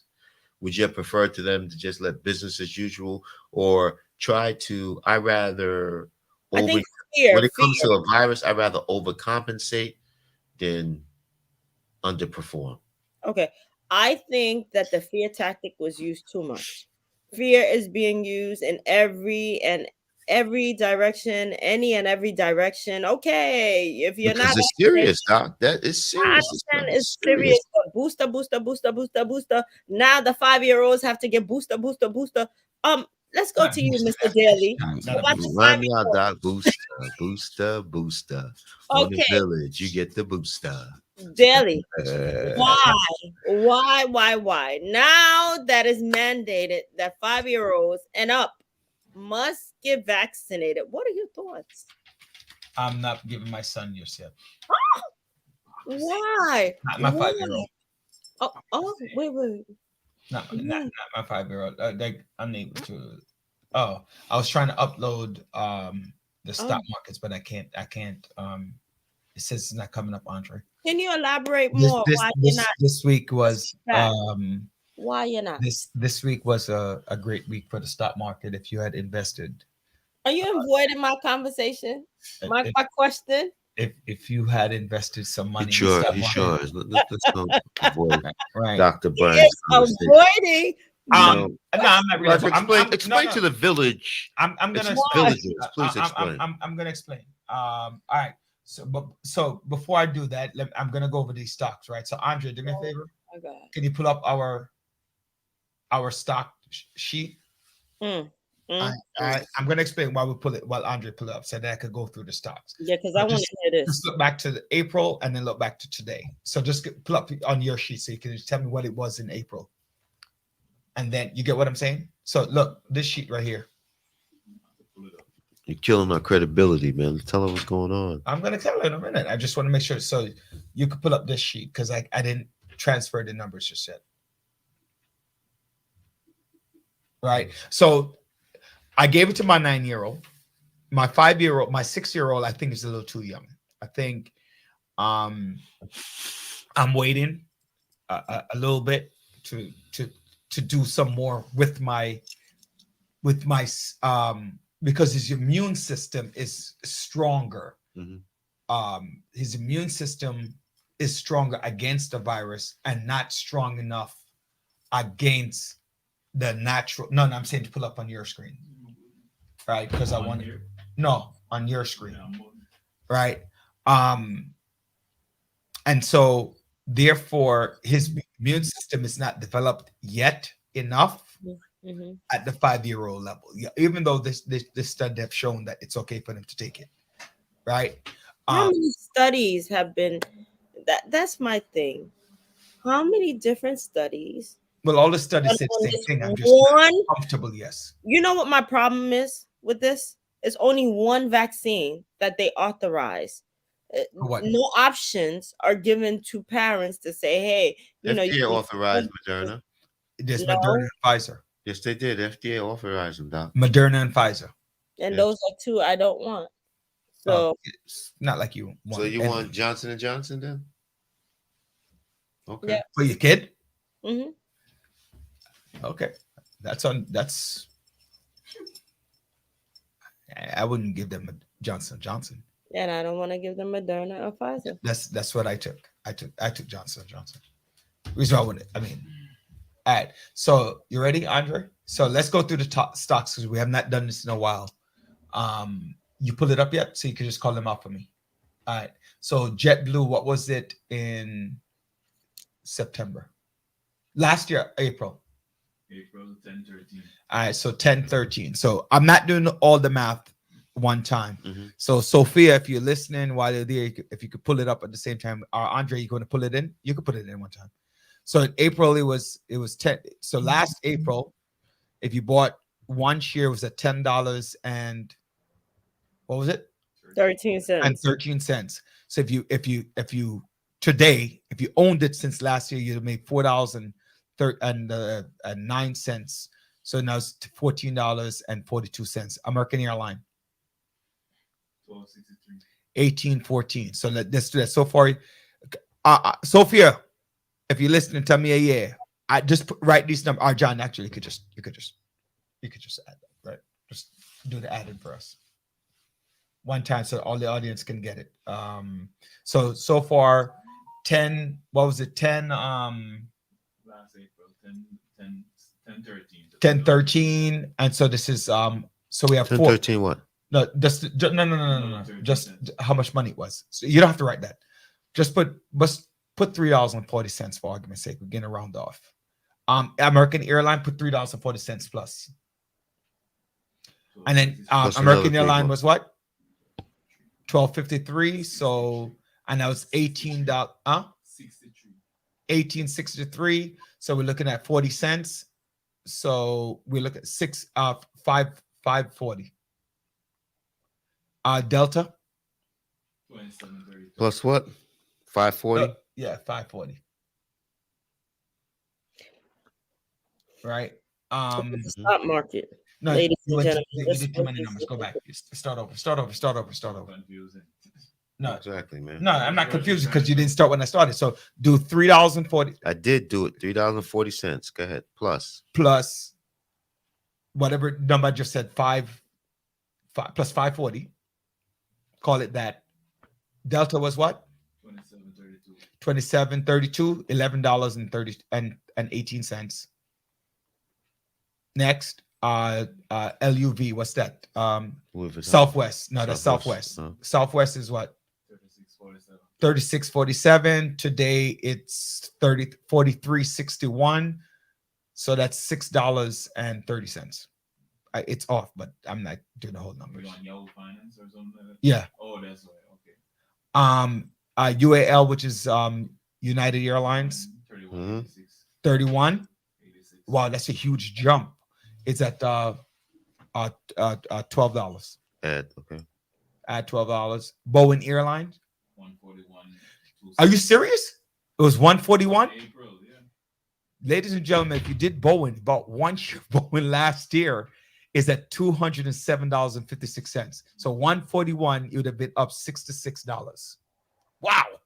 Are you serious? I'm just rounding off, ladies. Plug is down. I know. What was Plug last year? $4.52. $4.52 is at $34 right now. But it was all the way up. It was all the way up to $60-something. So it's $30, John. John, your numbers are way off. Plus 30. Yeah, my numbers are way off. Too. Yeah, numbers are way off. Man. Clear it. I can't. You just messed up. All right.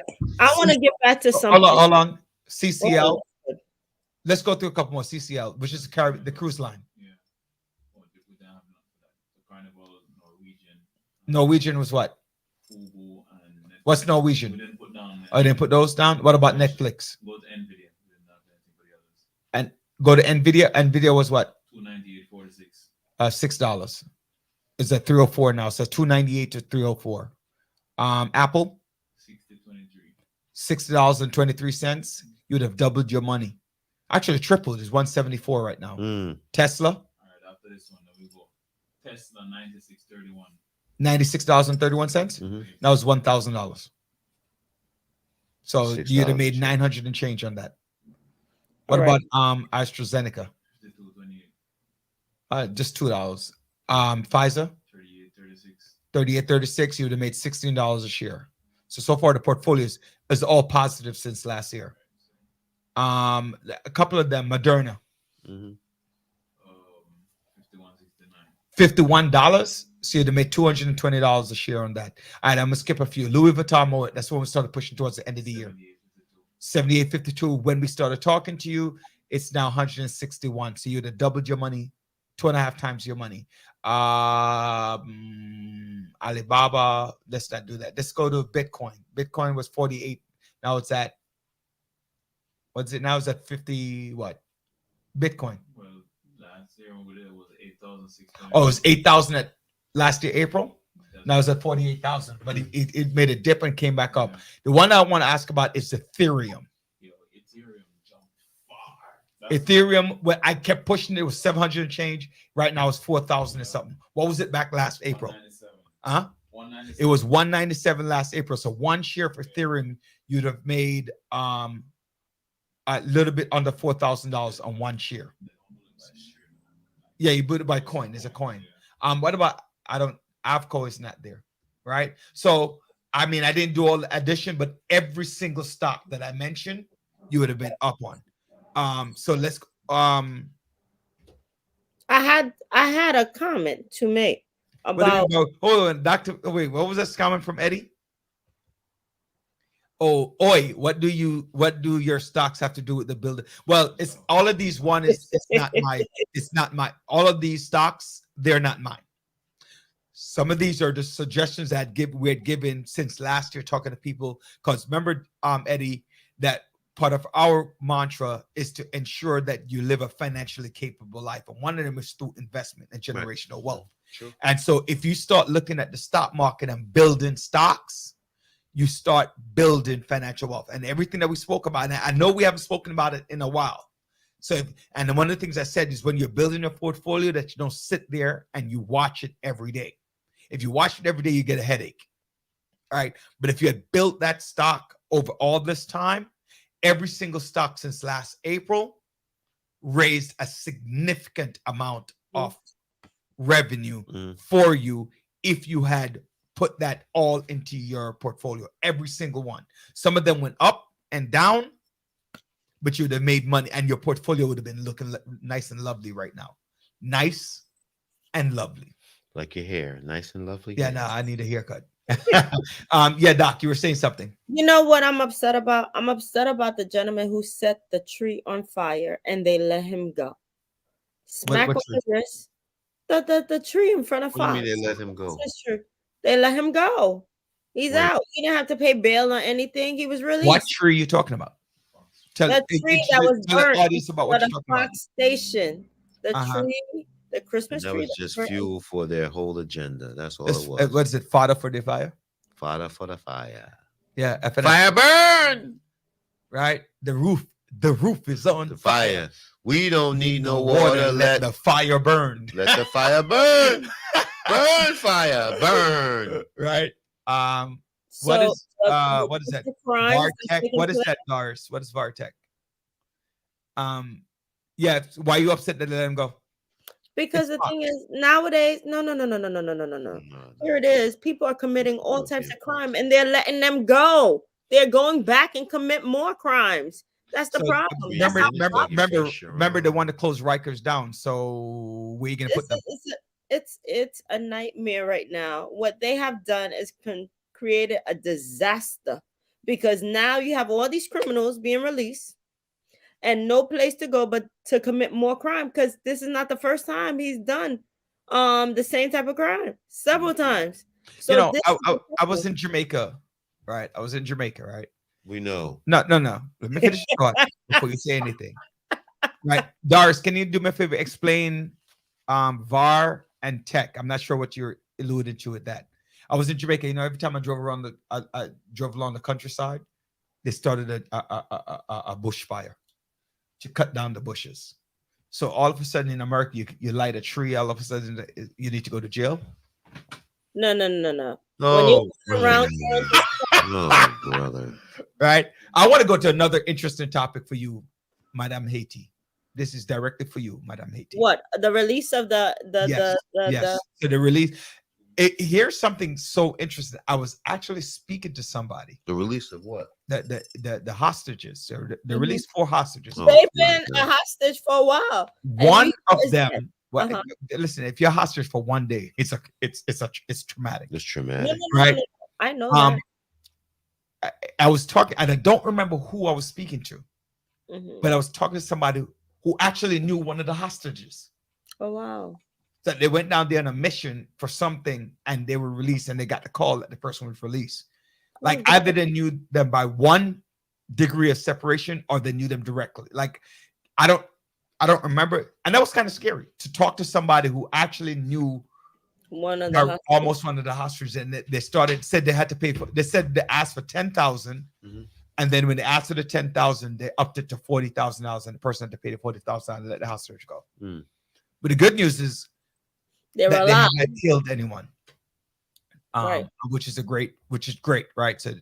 it's pretty awesome. What are your thoughts on that? Let you finish off with that. Well, I am always ecstatic when people don't get murdered or killed for stupidity and their own, for just releasing them. They went for a good mission and a good cause, and for their life to be spared, that's amazing. But unfortunately, it leaves a bad taste on other people wanting to help out. That's the unfortunate part of that. And not only that, but it gives everybody a bad name. Right, it gives it now. You're gonna label all Haitians as hostage takers, which is so far from the truth. Right, ladies and gentlemen, that is our sign today that we have come to the end of our visit. Happy birthday to anyone that I missed. Happy birthday to my twin boys. They just turned 20. My grandmother would have turned 100 yesterday. God rest her soul. Continue to rest her soul. She has not haunted me. That's a good thing. I last time I forgot some birthdays, but So I want to give a shout out to my sister birthday, my daughter birthday. I want to give them a shout out. Yeah. All right. Any birthday I missed, forgive me, but happy birthday to all of you. Say it again. They're partying out. They're 50th. Okay. Yes. Thank you for listening, watching, hearing the village. It's been a pleasure. So we're dedicated to empowering the community to live a healthy, safe, and financially capable life through education. Help each one of us in realizing our dreams at any age, at any point, starting from today. Success is not just spoken, it is done. God bless each and every one of you. Enjoy the remainder of your day. See you next week. God's willing. Talk show. The Village Talk Show.